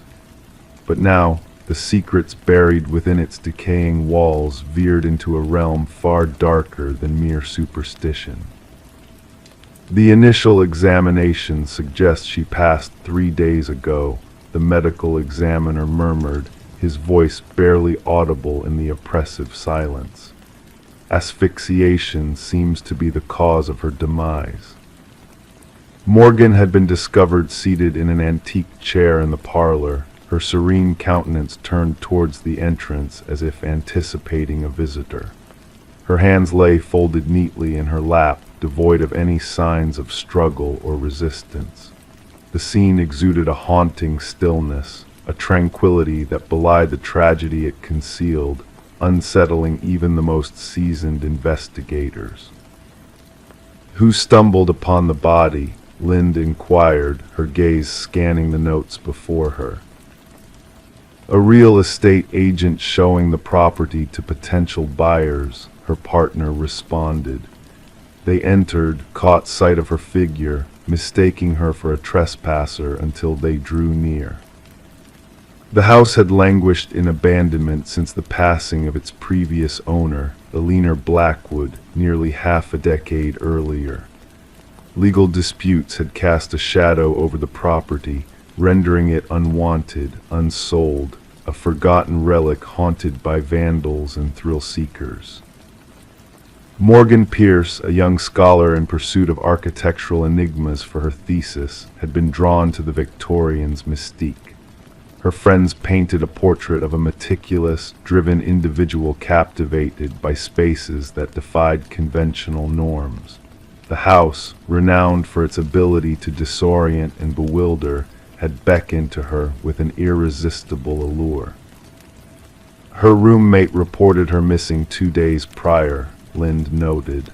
Morgan spoke of visiting the house where people vanish for her studies. The investigation unveiled a trail of Morgan's visits to the house in the weeks leading to her demise. Her journal entries chronicled peculiar acoustic phenomena, unexplained cold spots, and doors that defied logic by leading to different destinations with each opening. In her final musings, she spoke of bringing specialized equipment to document what she cryptically referred to as spatial aberrations. Yet, this equipment remained conspicuously absent from the scene. The autopsy uncovered an unexpected detail, a trace presence of a rare alkaloid in Morgan's system, derived from a plant associated with shamanic rituals. While the substance could induce disorientation and vivid illusions, the dosage found in her body fell short of lethal levels.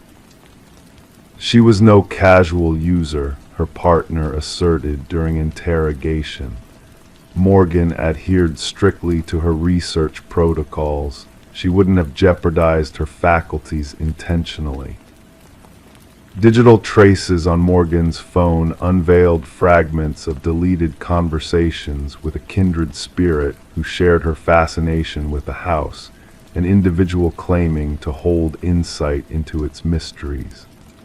The exchanges evolved from professional discourse to intimate riddles, hinting at a deeper connection.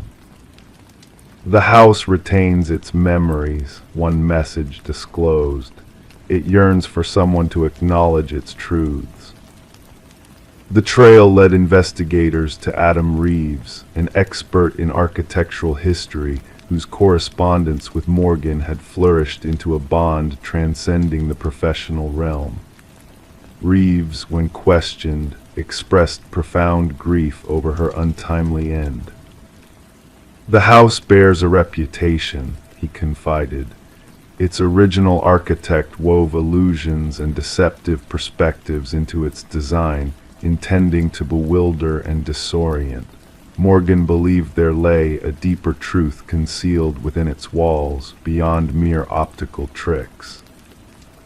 Yet Reeves possessed a solid alibi for the presumed time of Morgan's passing, substantiated by security footage capturing him delivering a lecture at a university event miles away.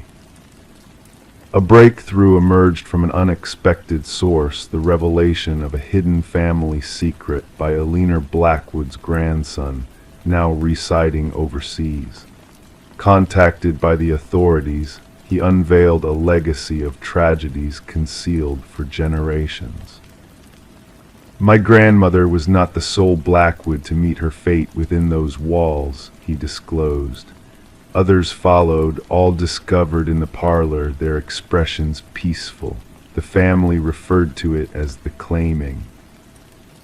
Journals spanning decades, chronicling deaths initially attributed to natural causes like heart failure or stroke, were relinquished to the investigators.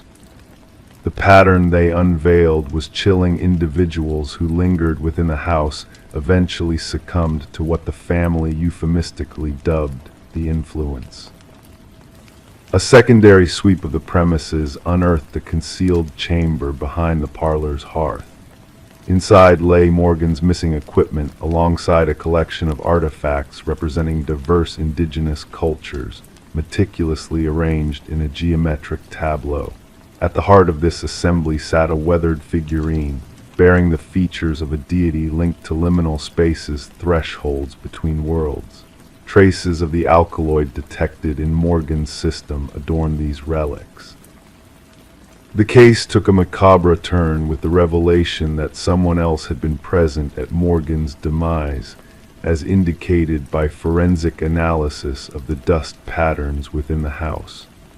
Partial fingerprints, distinct from Morgan's or any documented visitors, adorned the doorknobs scattered throughout the estate. 3 weeks into the inquiry, Adam Reeves was discovered lifeless in his residence, mirroring Morgan's posture, the same alkaloid lacing his veins. Clenched in his grasp was a key that defied identification within his abode, yet seamlessly unlocked the hidden compartment within the Victorian. In his parting correspondence, a message to himself as if etching a testament, Reeves inscribed, The house does not bind you physically, it ensnares your perception.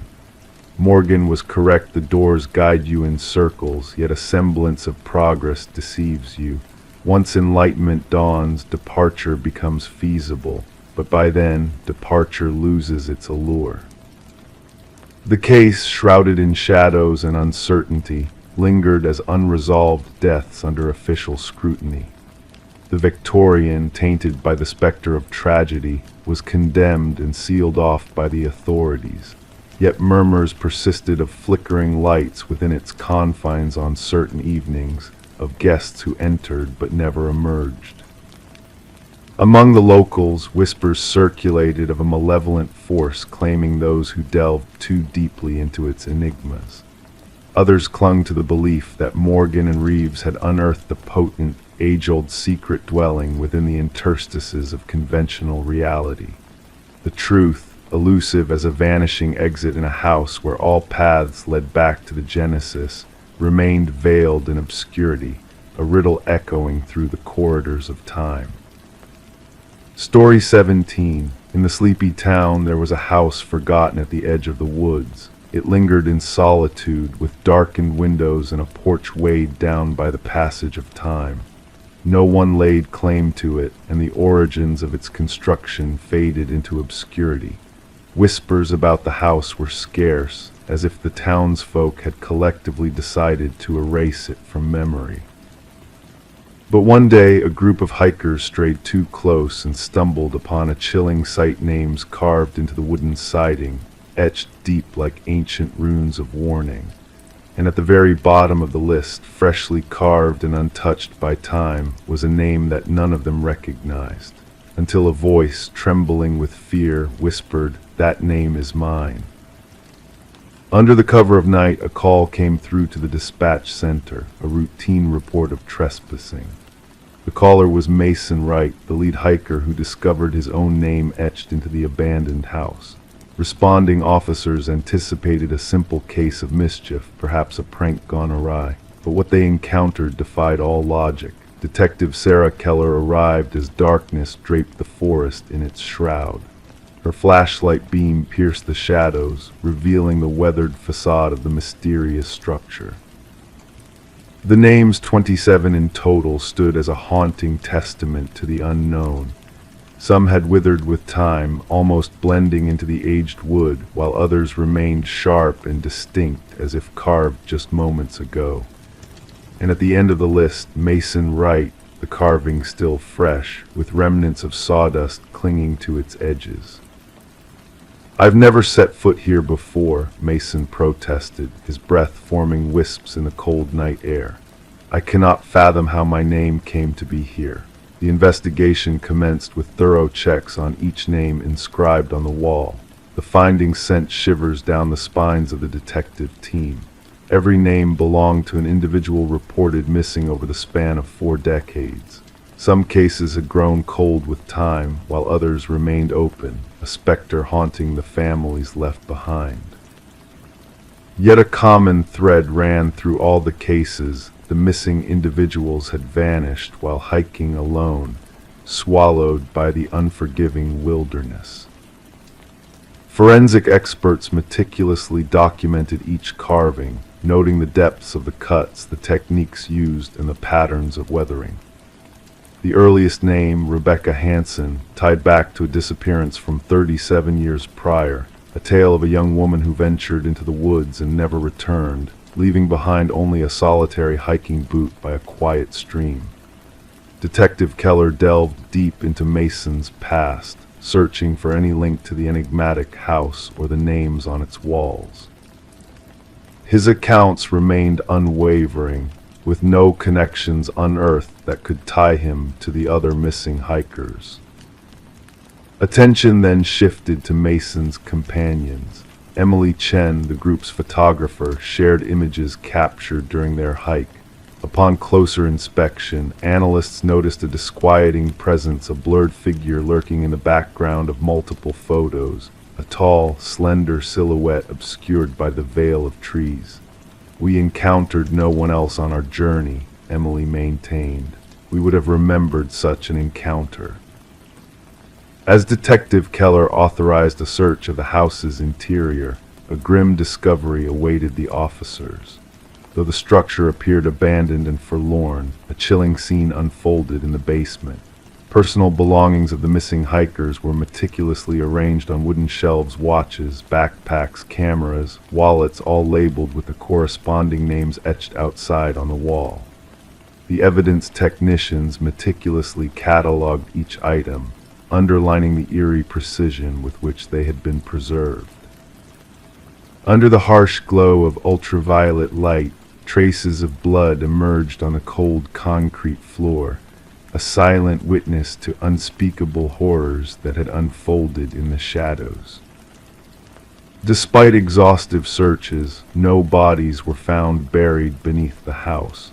However, the keen senses of cadaver dogs repeatedly led the investigators to the dense thicket at the rear of the property, where the forest withheld its darkest secrets. As the investigation spiraled deeper, Detective Keller observed a shift in Mason's demeanor. He reported bizarre incidents, whispers echoing outside his residence, enigmatic footprints leading to his door but vanishing into thin air, and phantom figures observing him from the dimly lit streets. Concerned for his safety, the department assigned an officer to safeguard him, yet Mason's paranoia only escalated. A breakthrough emerged when buried land records surfaced from the depths of county archives, revealing that the house had once belonged to a reclusive hunter named Victor Blackwood.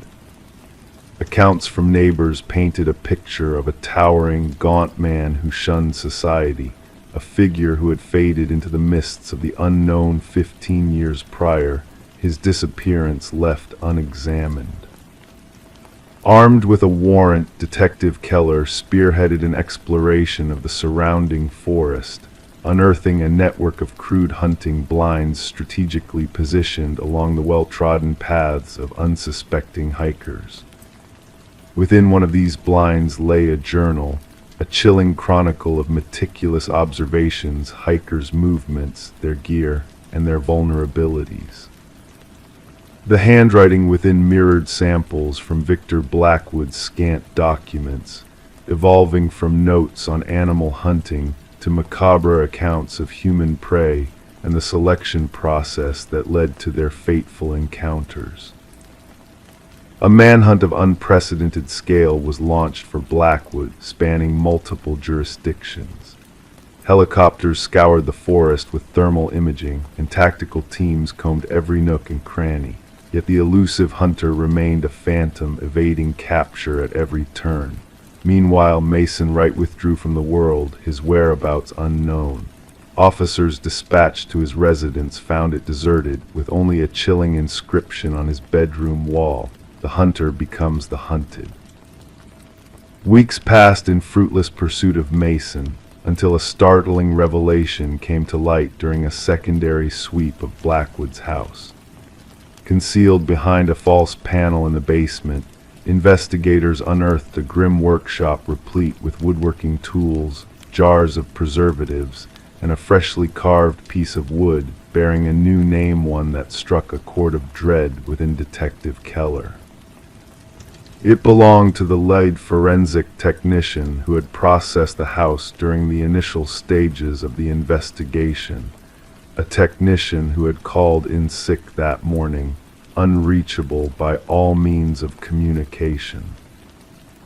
Authorities swiftly established a vigilant cordon around the house, implementing advanced surveillance systems to monitor every entrance and exit. The stage was set, the trap laid in anticipation. 3 nights later, a blip on the motion sensors set the operation in motion. Security cameras captured the spectral figure emerging from the depths of the forest, a towering, sinewy apparition moving with an uncanny grace. As tactical units closed in, the cameras faltered, losing sight of the figure for a fleeting moment. And when the feed resumed, the figure had vanished into the night, leaving behind only whispers of dread in its wake. To this day, the abandoned house remains under constant watch, a silent sentinel over the mysteries buried within its walls. Mason Wright and the missing forensic technician elude discovery, their fates intertwined with the shadows that haunt the forest. The investigation presses on, fueled by a grim determination to unravel the enigma that shrouds the names on the wall. A foreboding legend has taken root among law enforcement circles, a tale that few dare to recount. And the local hikers, once oblivious to the house's grim secrets, now steer clear of its path, lest their names join the forbidden roster, the names that echo in the darkness, the names that none dare speak. Story 18, The Enigmatic Dollhouse. She never fancied venturing up there, but circumstances led her to the attic. The storm had played its part in causing a leak in the roof, forcing her to confront the neglected space. The attic was a realm of relics, shrouded in dust and veiled by cobwebs. Amidst the forgotten items in the shadowiest corner sat an ancient dollhouse. Its eerie intricacy was unsettling, the minuscule furniture impeccably arranged. However, as she peered into its miniature rooms, a shiver ran through her. The figures inside were not mere dolls, they were tiny, meticulously carved replicas of her own kin. Each figure mirrored the exact positions of her family members downstairs. Yet there was a stark anomaly. The figure meant to represent her was not seated as the others were, but stood by the attic door. Rebecca Morgan traced her finger along the dollhouse roof, feeling the indent where the tiny wooden figure stood. A chill crept through her, unrelated to the icy draft whispering through the attic rafters. The dollhouse had no place there. This wasn't her childhood abode, but a recent rental property her family had just moved into. The unsettling revelation prompted Rebecca to contact the authorities in a state of distress. Law enforcement officers arrived at the suburban residence to find a family in turmoil, huddled in fear in their living room, refusing to ascend the stairs. Detective Sarah Harmon, leading the investigation, initially brushed off their concerns as a potential hoax or a product of heightened anxiety in an unfamiliar setting. However, the intricate details of the dollhouse figures caught her attention. Each tiny figurine captured a distinctive trait of the family members: the father's receding hairline, the teenage son's hoodie, even the small birthmark on the mother's hand. The presence of fingerprints on the dollhouse, unmatched to any family member, and microscopic cameras hidden in the miniature figures' eyes unveiled a sinister reality. The cameras were linked to a sophisticated surveillance system concealed beneath the dollhouse, recording the family's movements meticulously. The positions of the figures in the dollhouse didn't merely mirror the family's seating that evening, but replicated precise postures from various days, hinting at prolonged observation. Detective Harmon articulated, "We realized this was no ordinary case of stalking. The perpetrator exhibited an uncommon level of obsession seldom seen in criminal psychology." Further exploration revealed a concealed basement entrance behind a pantry wall, where investigators stumbled upon a makeshift living area, indicating someone had been dwelling beneath the family for weeks before their arrival. The absence of forced entry perplexed investigators, as property records disclosed the house had remained vacant for nearly a year prior to the Morgans moving in. The digital realm provided a breakthrough. Surveillance data from the dollhouse's cameras led investigators to a small apartment across town. Inside, walls adorned with photographs of the Morgan family and previous occupants hinted at a disturbing fixation. Journal entries meticulously detailed the daily routines of each family member, while a workshop contained numerous unfinished dollhouses representing various homes in the vicinity. The apartment belonged to Martin Wells, son of the previous homeowners, who spiraled into debt following his parents' demise. Instead of selling the house, he lived surreptitiously within it, orchestrating a surveillance operation through the dollhouse replicas. A forensic psychologist noted, the dollhouse was his domain of control, each figure symbolizing someone under his watchful eye. During interrogation, Wells remained eerily composed, confessing his need for assurance that the occupants respected his childhood home. His chilling statement, "I wanted them to know I was always watching," exposed a profound delusion of possession. Wells' psychological assessment unveiled a convoluted narrative of clinging to his past by manipulating the present. The Morgan family never returned to the house, haunted by the realization that their lives had been scrutinized and manipulated. Wells faced multiple charges, prompting a reevaluation of real estate disclosure laws and agent responsibilities. The judge, reflecting on the invasion of the Morgans' privacy, emphasized the profound violation of their security and autonomy. Criminologists were disturbed by the extent of Wells' clandestine activities, as his journals hinted at years spent covertly inhabiting homes, crafting dollhouses of each observed family. The Morgans relocated far away, yet Rebecca's lingering unease manifested in habitual searches of hidden spaces. She rid their new home of all miniature figurines, haunted by the lingering fear of being watched from afar. "Some days I still sense unseen eyes upon me," Rebecca confessed. "I wonder if somewhere a tiny version of me is being manipulated in a dollhouse I have yet to uncover." Story 19. The gentle current moved languidly that morning, the water reflecting the soft light like a mirror. The fisherman's boat drifted lazily, almost blending into the serene surroundings. It was in this tranquil state that he almost missed the sight of a suitcase bobbing near the shore. At first glance, it seemed like a forgotten object, perhaps discarded by careless hands. But as he approached, the pungent odor reached his nostrils, thick, suffocating, impossible to ignore. The case was bound by chains, its once sharp edges now weathered and rusted. When the authorities managed to pry it open, they were confronted with a chilling sight. Not clothes, but hair, fingers frozen in a haunting grip, and at the bottom a cryptic message, "This isn't the first." Detective Sarah Mercer arrived at the scene, a handkerchief pressed delicately against her nose, her eyes taking in the grim tableau before her. The victim, a woman in her 30s with dark locks and now pallid skin marked by water's touch. The medical examiner worked meticulously, documenting each detail with precision. But what struck Mercer was not just the manner of disposal, but the eerie care taken in presenting the victim manicured nails, freshly styled hair, adorned in opulent attire. "She was not killed here," Mercer observed, her gaze fixed on the rippling water at the shore. "She was readied, showcased."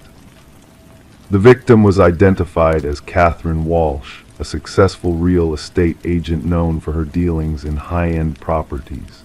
Divorced, childless, residing alone in an affluent neighborhood. Colleagues spoke of her ambition, her meticulous nature, her guarded privacy. She had vanished after failing to show up for a crucial showing with wealthy clients, an appointment she would never have missed, as her assistant vehemently attested. That sale meant everything to her, the assistant insisted during questioning. Investigations led to Walsh's impeccably modern home, a place of pristine order, almost unnaturally perfect.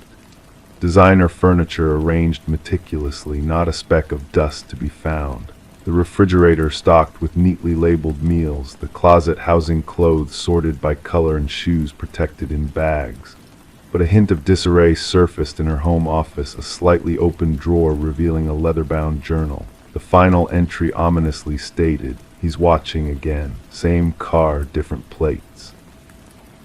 Digital traces unveiled a puzzling pattern in Walsh's emails, repetitive messages from unknown senders, all bearing the phrase, "I see your perfection," delivered precisely at the same time on various days. Her browsing history hinted at searches for security systems and self-defense tools. Mercer connected these dots with the meticulous presentation of the victim's body, recognizing a methodical hand at play. "This was no crime of passion," she murmured to her partner. "This was a carefully orchestrated ritual."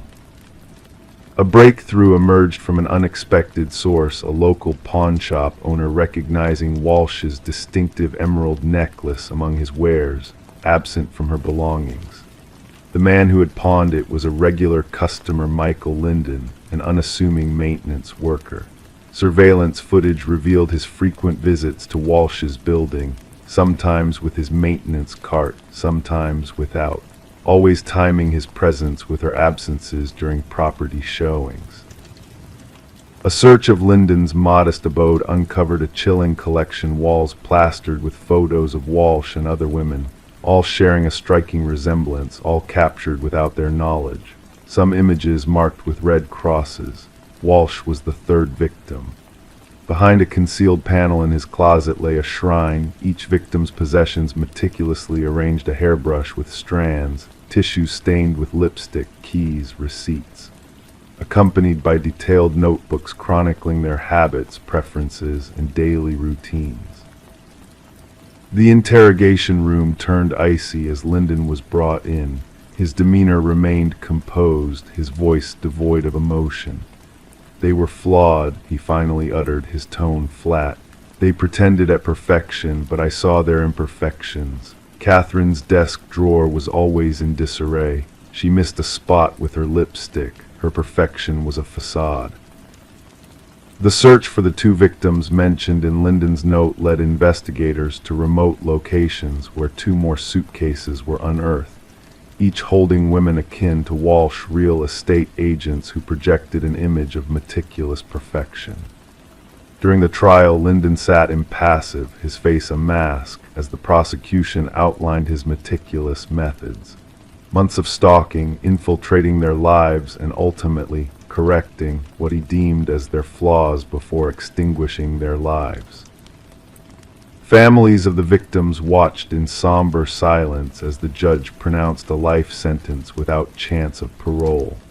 For Detective Mercer, the case was concluded, yet mysteries lingered. What had triggered Linden's fixation on these specific women? What inner flaw was he attempting to erase through his macabre acts? The river continued its unhurried journey downstream, its waters erasing all traces. But in Mercer's office, copies of those haunting notebooks remained a stark reminder that darkness can lurk beneath the veneer of everyday existence, and that sometimes the most perilous predators are those concealed in plain sight, waiting for a solitary flaw to expose itself. Story 20: The Enigmatic Manor. The new owners brushed off the crackling intercom as a quirky relic of the past, a forgotten feature of their Victorian manor.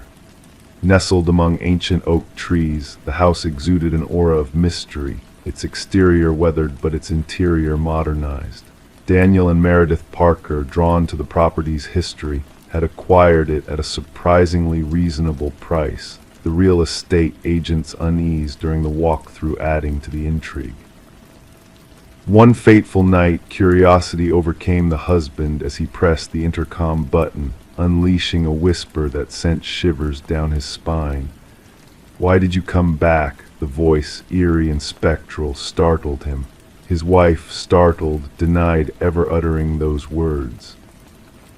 Detective Sarah Reeves arrived at the manor in response to a call about a possible break-in, but there was an unspoken depth to the situation. Daniel, visibly shaken, recounted how the intercom had started with static, then progressed to whispers and full sentences, a phenomenon that both he and his wife had experienced. In the living room, Meredith sat tense, gripping a steaming mug, her eyes haunted. She revealed a hidden journal discovered behind a wall during a renovation project. The journal belonged to Alina, the previous owner, detailing her fears of her husband Vincent's malevolent intentions. The final entry, 30 years old, marked the abrupt end of Alina's writings. Unraveling the mystery, Detective Reeves uncovered the tragic fate of Alina and the deceitful actions of Vincent Blackwood. Vincent's carefully crafted facade of his wife's departure crumbled as forensic evidence pointed to his guilt. The remains found beneath the garden shed confirmed Alina's tragic end at the hands of her husband. Vincent's confession revealed a chilling truth. He silenced Alina's voice through a heinous act, seeking peace and quiet at any cost. His manipulation of reality, sending forged postcards and maintaining a facade of innocence, was a testament to his deception. The trial swiftly concluded with Vincent's guilty plea, the judge acknowledging the calculated nature of the crime and the years of deceit that followed. Daniel and Meredith, unable to bear the weight of the house's dark past, sold the property after a solemn memorial for Alina in the restored garden.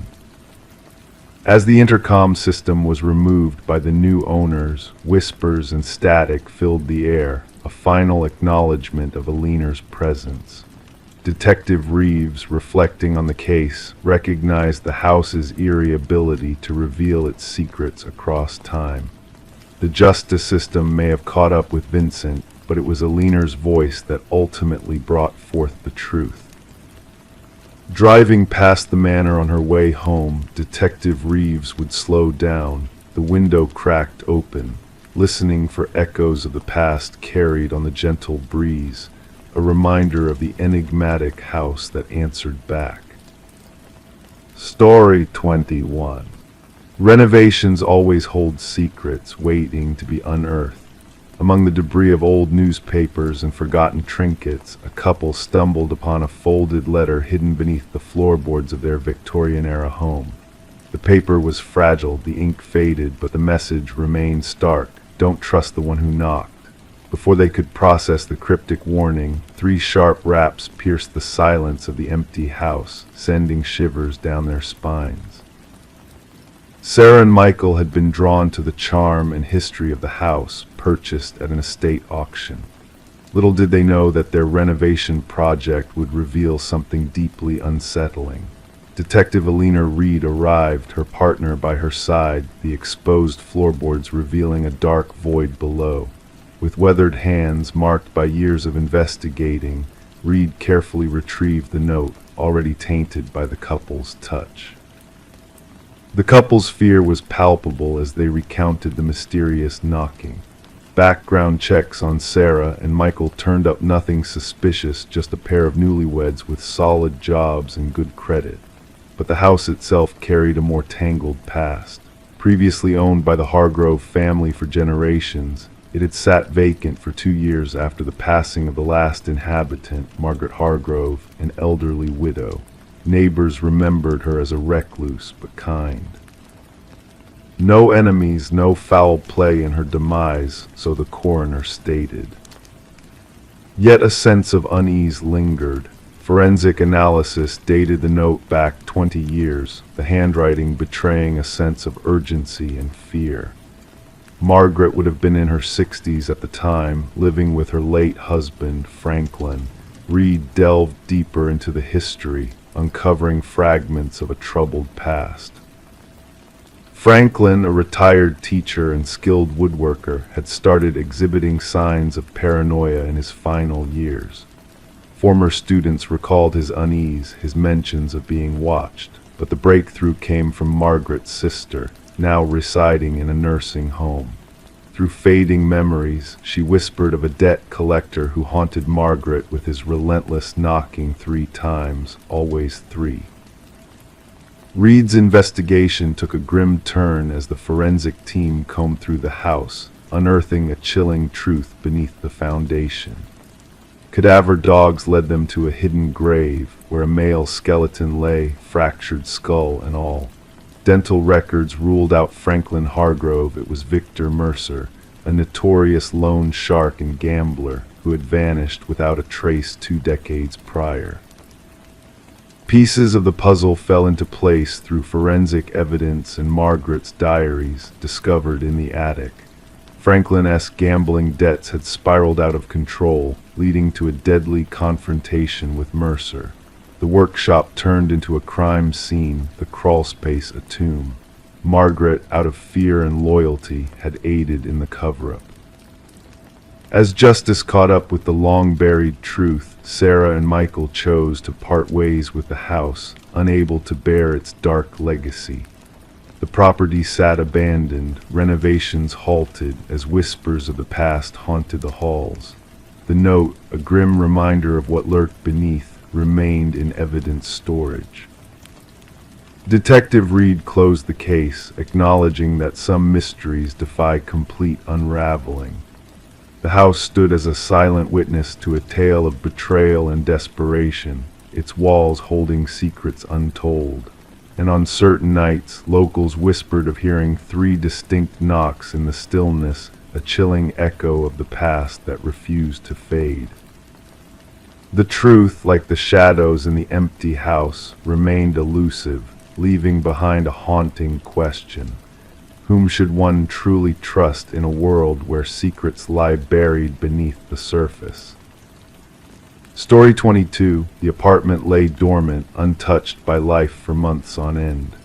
When the new tenants crossed the threshold, their expectations were tempered, only dust and perhaps a few remnants of the past awaited them.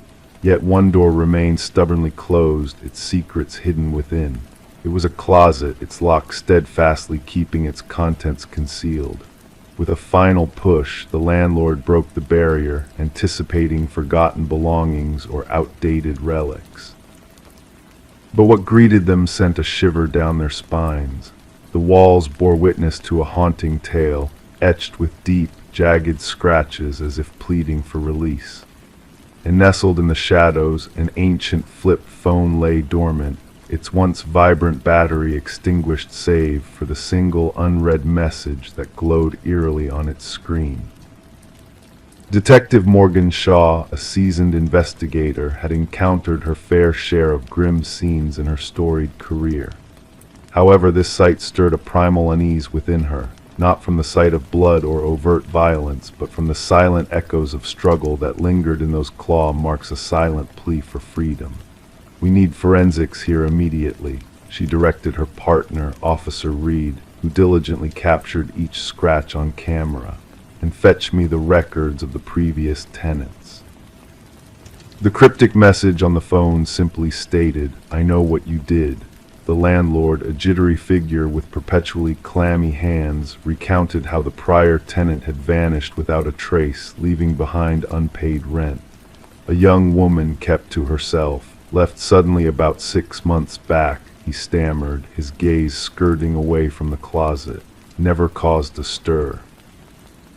Forensic analysis unveiled a chilling revelation, traces of blood intertwined with the scratch marks on the walls.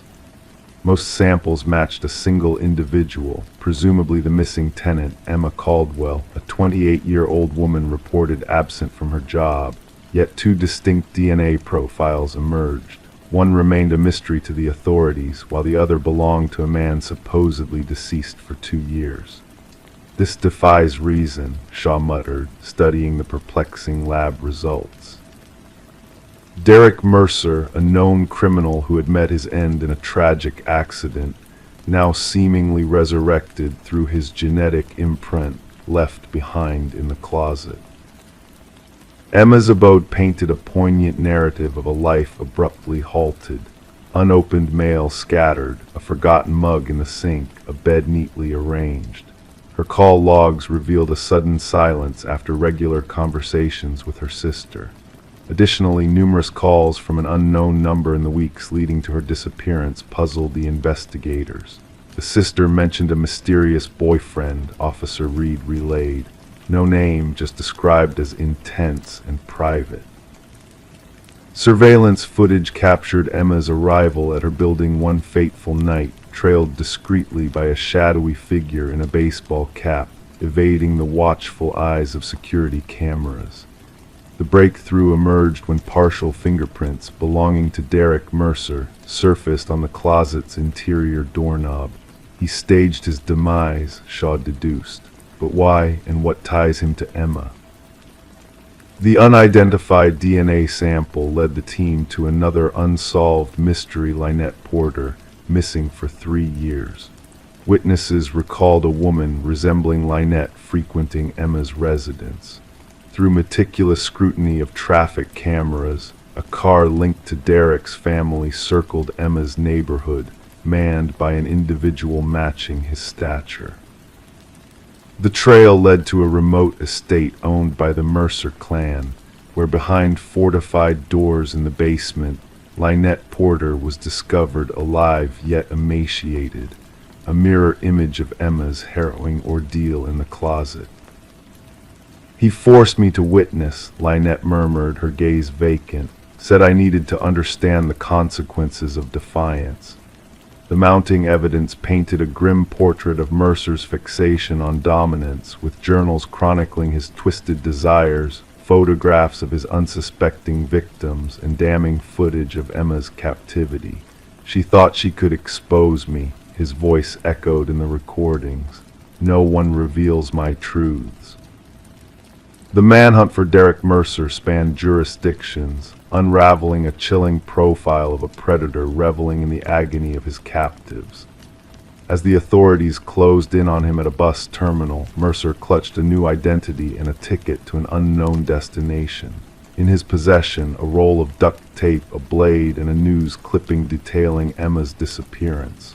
During interrogation, Mercer exuded a disconcerting serenity. "She penned that message herself," he insisted, pointing to the phone. "She sought rescue but didn't merit salvation."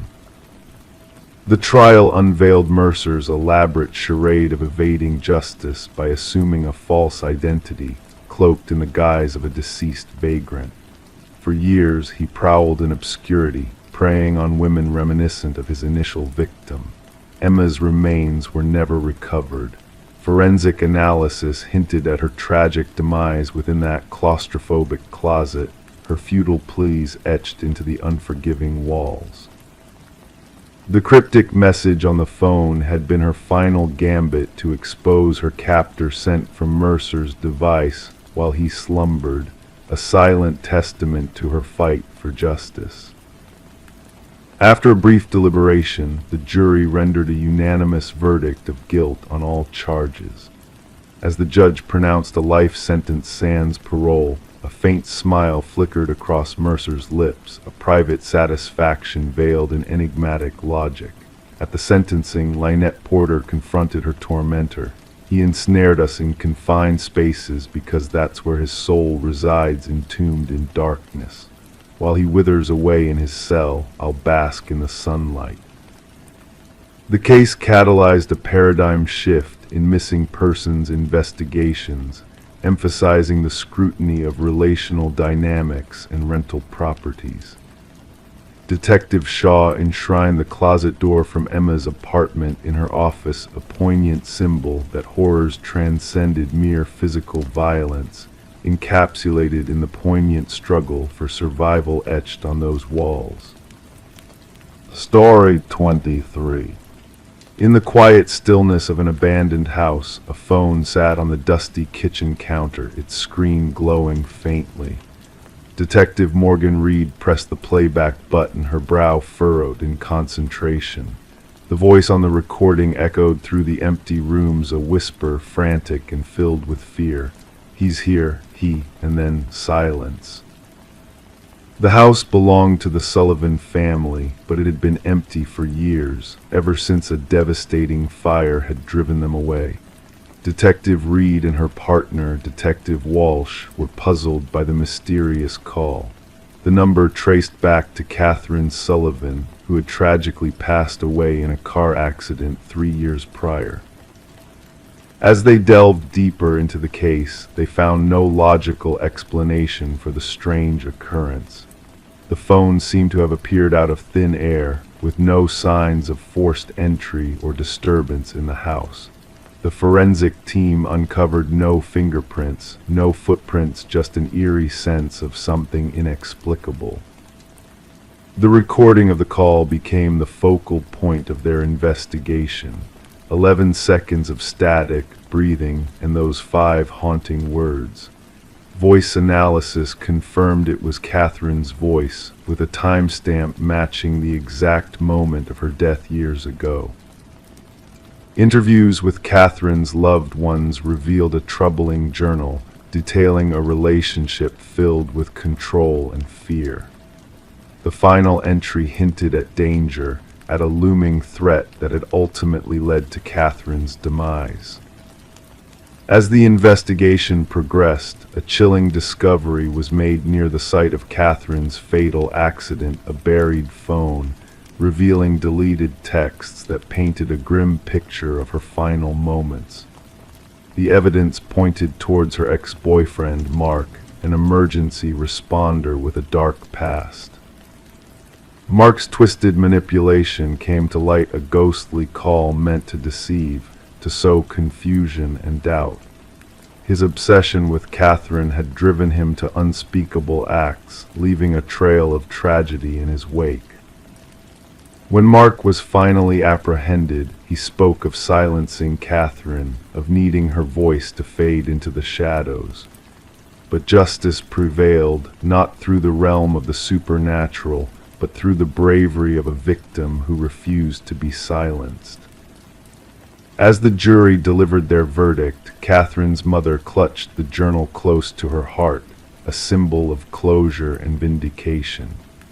The phone from the abandoned house remained in the evidence locker, a silent witness to the resilience of those who refused to be forgotten.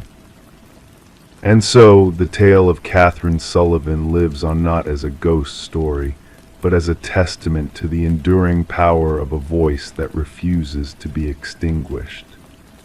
In the darkness of the night, the phone may still echo a phantom, ring a reminder that even in silence, the truth will find its way to the surface. Story 24. The motel stood as a relic of forgotten times, its worn façade hinting at stories untold. To weary travelers, it was a brief respite, a place to lay their heads for a night. The receptionist passed her the key with a cryptic glance, a warning hidden in his eyes. "Just avoid the last door on the left," he murmured, his voice barely a whisper. Intrigue tugged at her curiosity, urging her to explore the forbidden. That evening, bathed in the flickering light of the hallway, she found herself standing before the ominous door. The brass handle sent a shiver through her fingertips, icy to the touch. At first glance, it appeared no different from its neighbors, blending seamlessly with the faded wallpaper. But as she pressed her ear against its surface, a soft, rhythmic breath met her, a presence lingering on the other side. Detective Morgan Reed emerged from the haze of sleep, entering the crime scene with a sense of foreboding. The air was heavy with the scent of copper, a familiar tang that spoke of tragedy. Blood had seeped into the fibers of the carpet, a stark contrast against the sterile bathroom and undisturbed bed. The lifeless form of a young woman lay before her, golden locks splayed like a halo, eyes fixed on an unseen horizon.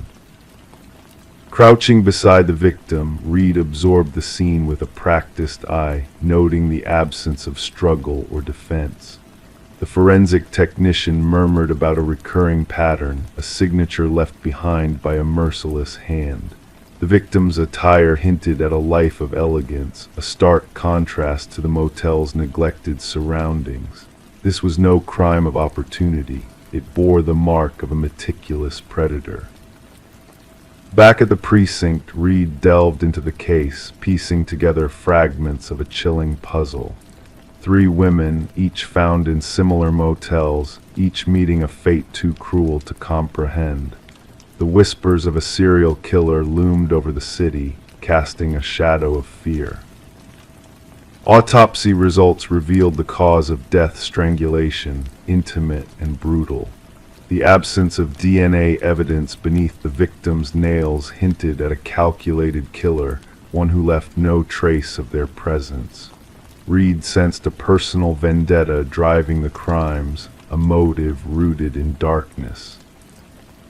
Days blurred into nights as the investigation deepened, unraveling threads of deceit and betrayal. The victim's sister unveiled a secret liaison, a man known only as C, shrouded in mystery and deceit. Reed's pursuit led her to Charles Emerson, a man of power and influence, harboring secrets darker than the night itself. Emerson's polished facade crumbled under scrutiny, revealing a web of lies and manipulation. The pieces fell into place as evidence linked him to the heinous crimes, a trail of deceit leading to his downfall. The truth emerged in chilling clarity: Emerson's twisted desires, his insatiable thirst for control. In the courtroom, justice prevailed, condemning Emerson to a lifetime behind bars. His hollow gaze met Reed's briefly, a glimpse into the abyss of his soul. The media dubbed it the Door on the Left case, a tale of horror and manipulation that gripped the nation. But for Reed, the echoes of that night lingered, haunting her steps down empty corridors. The keys to those forbidden rooms remained locked away, reminders of the darkness that dwelled behind closed doors. Some secrets, once uncovered, could never be erased, their echoes reverberating through the silence of the night. Story 25: The Enigmatic Porcelain Doll. They stumbled upon it in the attic, concealed beneath a worn blanket. A porcelain doll, fragile and ancient, with its vivid blue eyes staring wide and unwavering. It was unfamiliar to both of them. They dismissed it with a laugh, just another neglected relic.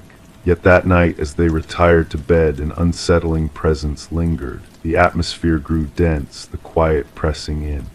And come morning, the doll was no longer in the attic. It sat at the foot of their bed. Sarah and Michael, a young couple, had acquired the Victorian house at auction, captivated by its intricate woodwork and enigmatic allure despite whispers of a troubled past.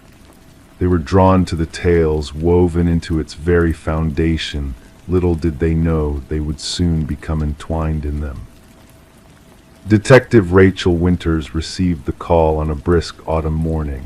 The female victim was discovered in the master bedroom, her body contorted into an unnatural stance, limbs bent at precise angles, eyes wide with terror etched on her face. The male victim was found in the hallway, almost as if he had been attempting to flee. The scene was pristine, no signs of forced entry, no traces of a struggle beyond those final moments. "The positioning is deliberate," Detective Winters murmured, her voice hushed as she spoke into her recorder, while crime scene photographers meticulously documented every detail. "The female victim seems posed, akin to a doll plucked from a display." The inquiry commenced with extensive interviews of neighbors. One elderly resident recalled glimpsing a shadow flit behind an upstairs window during the couple's expected absence. Another mentioned hearing what resembled a child's laughter emanating from the vacant house through the night. Each anecdote added a layer of disquiet to the burgeoning case file. Forensic analysis unveiled minuscule fibers throughout the resident's vintage cotton and silk, echoing the fabrics used in antique doll attire. The fibers were most concentrated around the victims' bodies and the attic space. More perplexing was the absence of certain findings. No fingerprints saved for the victims, no foreign DNA, no footprints in the dust that defied explanation. "It's as though the perpetrator was never physically present," remarked the chief forensic analyst. The focus shifted to the property's history.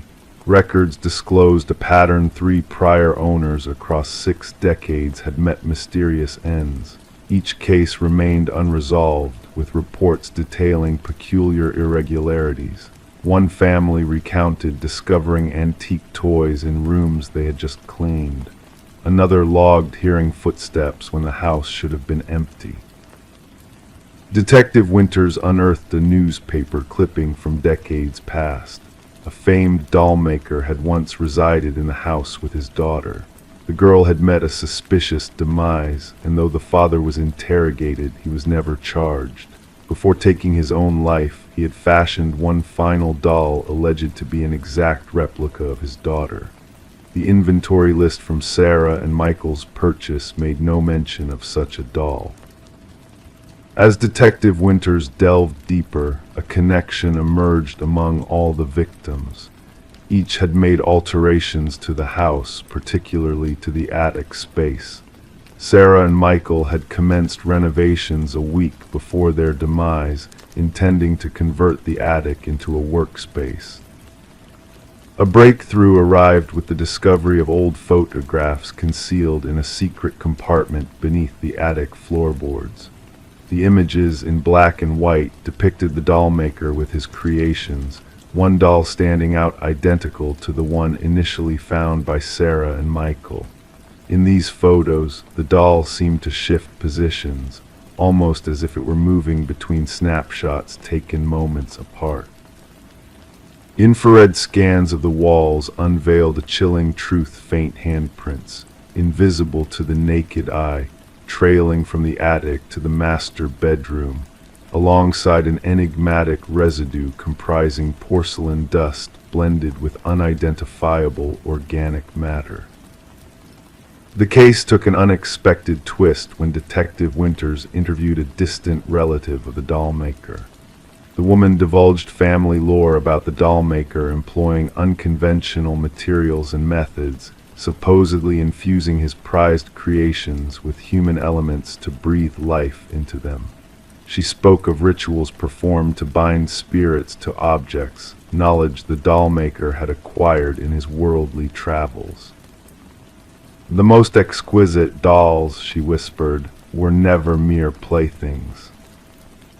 Following that revelation, the investigation hit a standstill. No suspects emerged, no conventional rationale aligned with the evidence. The case remained open yet grew cold. Detective Winters petitioned to retain the doll as evidence, securing it in a locked cabinet at the precinct.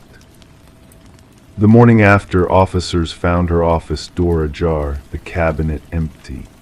The detective herself was located at her desk, bewildered but unharmed, devoid of recollection from the previous night. Surveillance footage showed naught but static during the mysterious hours. The house was auctioned off once more, its plagued history dampening its value despite its architectural grandeur. The new occupants discovered the attic barren save for a neatly folded tattered blanket in a corner. The doll was never found, and the deaths of Sarah and Michael were added to the roster of unsolved mysteries whispered about in the precinct. Rumors circulated of glimpses of the doll in storage, though inventory audits never verified its presence. Detective Winters retired prematurely, citing personal motives. On her final day, she withdrew a solitary item from her private files, a photograph of the doll maker and his collection. She sealed it in an envelope labeled "Never Open" and stowed it away. The new owners reported no disturbances, opting to leave the attic undisturbed.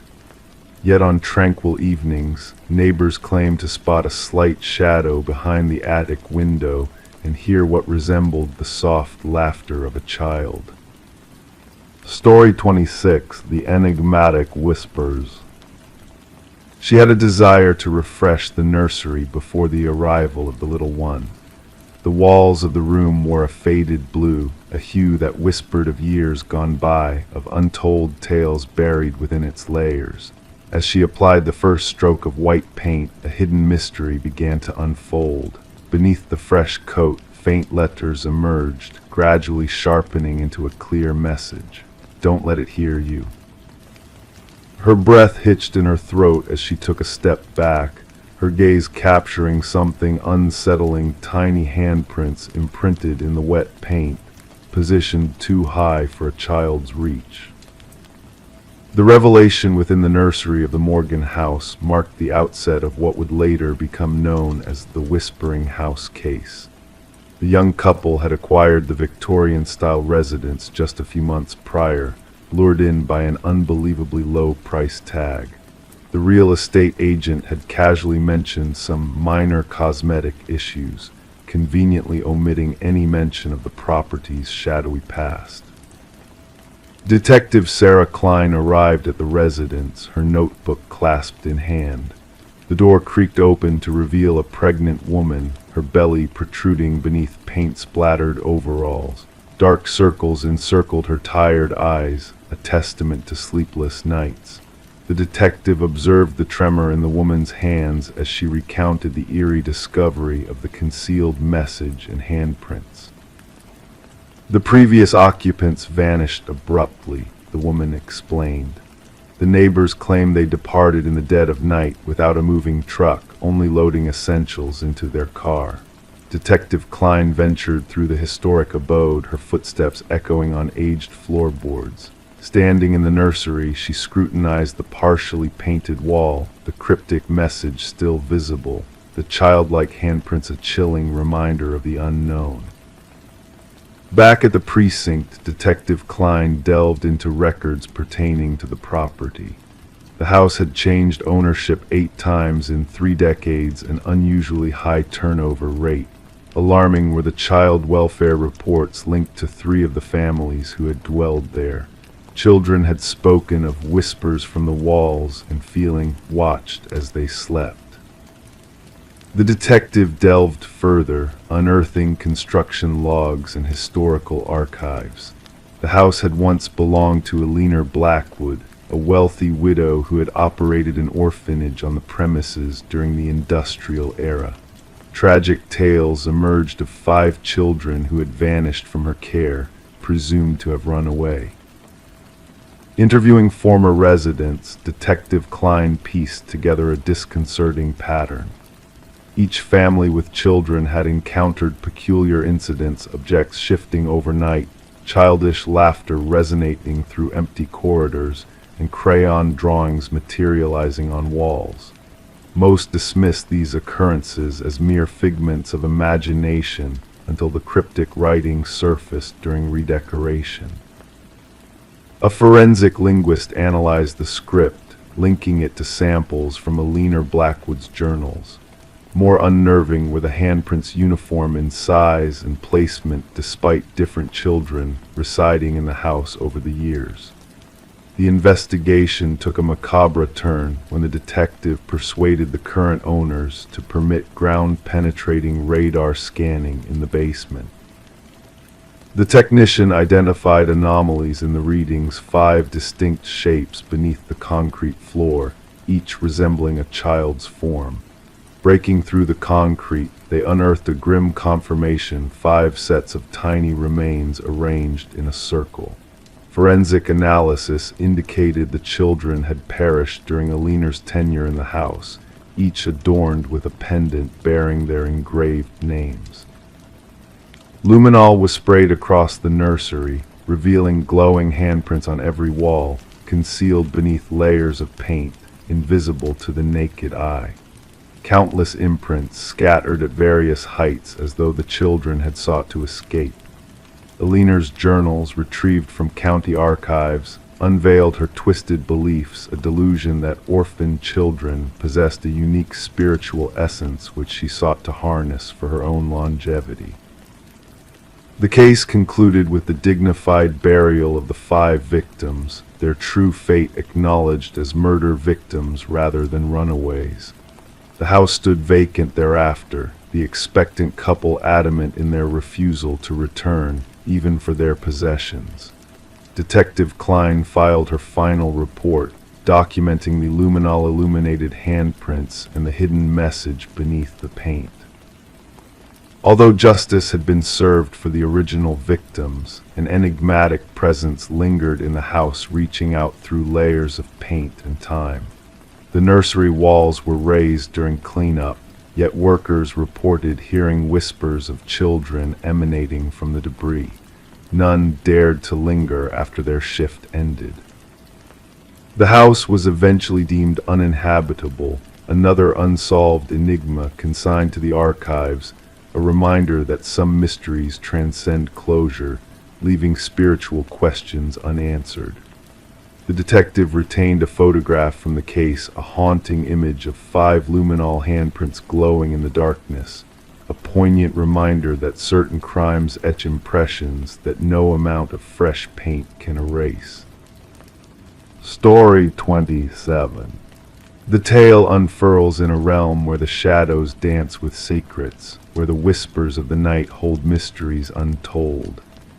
Listen now as the story weaves its intricate web of intrigue, drawing you into a world where a costume shop, brimming with forgotten treasures, becomes the stage for a chilling encounter.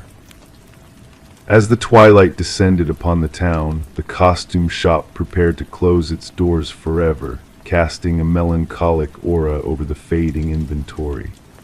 Amidst the relics of eras past, a woman lingered, her eyes drawn to a mask perched upon a dusty shelf. Delicate yet unnervingly lifelike, its features beckoned to her, stirring something deep within her soul. With a sense of curiosity, she lifted the mask and carried it to the counter, where the cashier's eyes flickered with hesitation as it met his gaze. "That's not ours," he muttered cryptically, a shiver running down his spine. Bewildered, the woman inspected the mask, only to find no tag adorning its eerie visage. Undeterred, she decided to claim it as her own and carried it home, unaware of the fateful turn her path was about to take. That fateful night, as the moon cast its silvery glow through the curtains, a soft sound stirred the silence of the woman's slumber. A whisper, faint as a sigh, echoed through the darkness, drawing her from her dreams. Startled, she blinked into wakefulness, her heart quickening as she realized the mask was no longer resting upon her dresser where she had left it. Instead, it sat upon her nightstand, its enigmatic countenance turned towards her, as if watching, waiting. The woman, known as Catherine Reed, would never be seen alive again. It was her neighbor who stumbled upon the chilling scene the next morning, the front door left ajar, a beacon of morning light piercing the gloom of her home.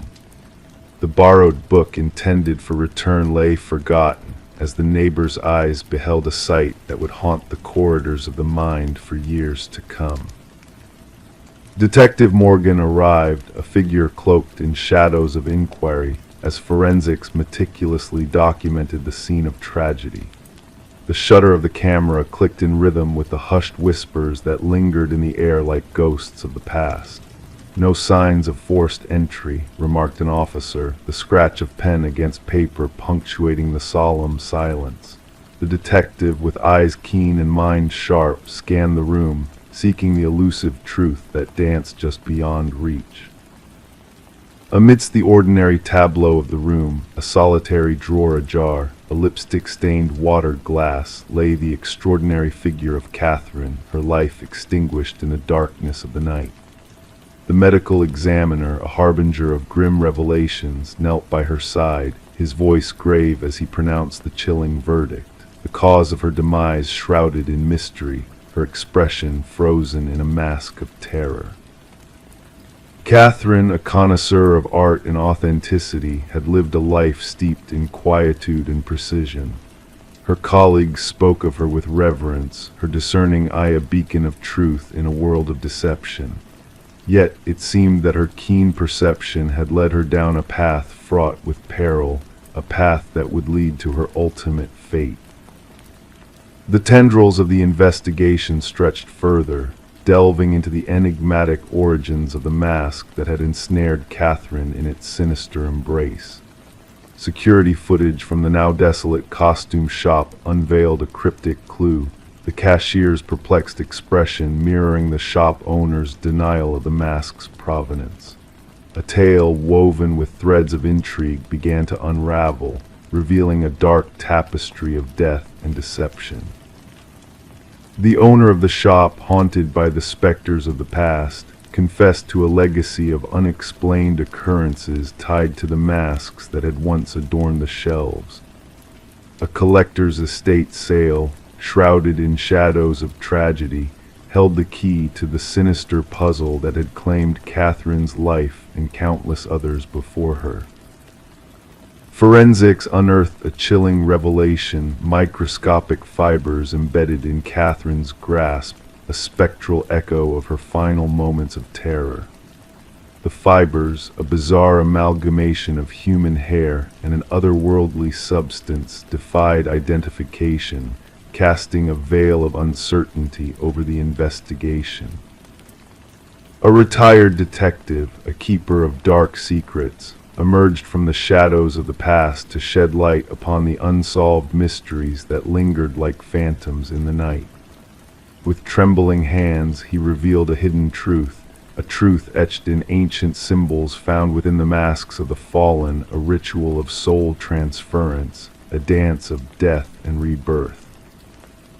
Yet the true revelation came from Catherine herself, her journal a testament to the horrors that lurked in the shadows of her existence. In fevered words, she chronicled the malevolent presence that haunted her, the mask's insidious gaze that followed her every move. A pattern emerged, a pattern of death and despair that transcended time and space, a cycle of darkness that sought a new vessel with each passing soul. The detective, her resolve steeling against the encroaching darkness, pieced together the fragments of the puzzle, the threads of fate drawing taut around her. The medical examiner's final diagnosis, a heart stilled by unbridled fear, echoed through the corridors of the night, a chilling reminder of the malevolent force that dwelled within the mask. As the investigation delved deeper into the abyss of the unknown, a revelation emerged from the shadows: a figure, cloaked in the stolen guise of Catherine, departing her home under the cover of night. A phantom, a specter of dread, moving with an unnatural grace that belied its inhuman origin. The hunt for the missing mask, a quest fraught with peril and uncertainty, led the investigators on a trail that twisted and turned through the labyrinth of time. Reports of its reappearance across the country, a harbinger of doom for its unwitting bearer, sent shivers down the spines of those who knew its dark legacy. And so the mask eluded capture, slipping through the fingers of justice like a wraith in the night. Its insidious purpose remained shrouded in mystery, its hunger for souls unabated. The detective, keeper of Catherine's journal and witness to the darkness that lurked within, knew that the mask's malevolent power would endure, waiting patiently for the next victim to cross its path.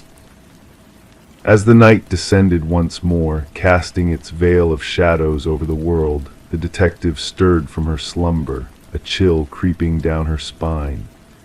The echoes of the past whispered through the darkness, a reminder of the mask that awaited its next host, its empty eyes fixed upon the unknowing.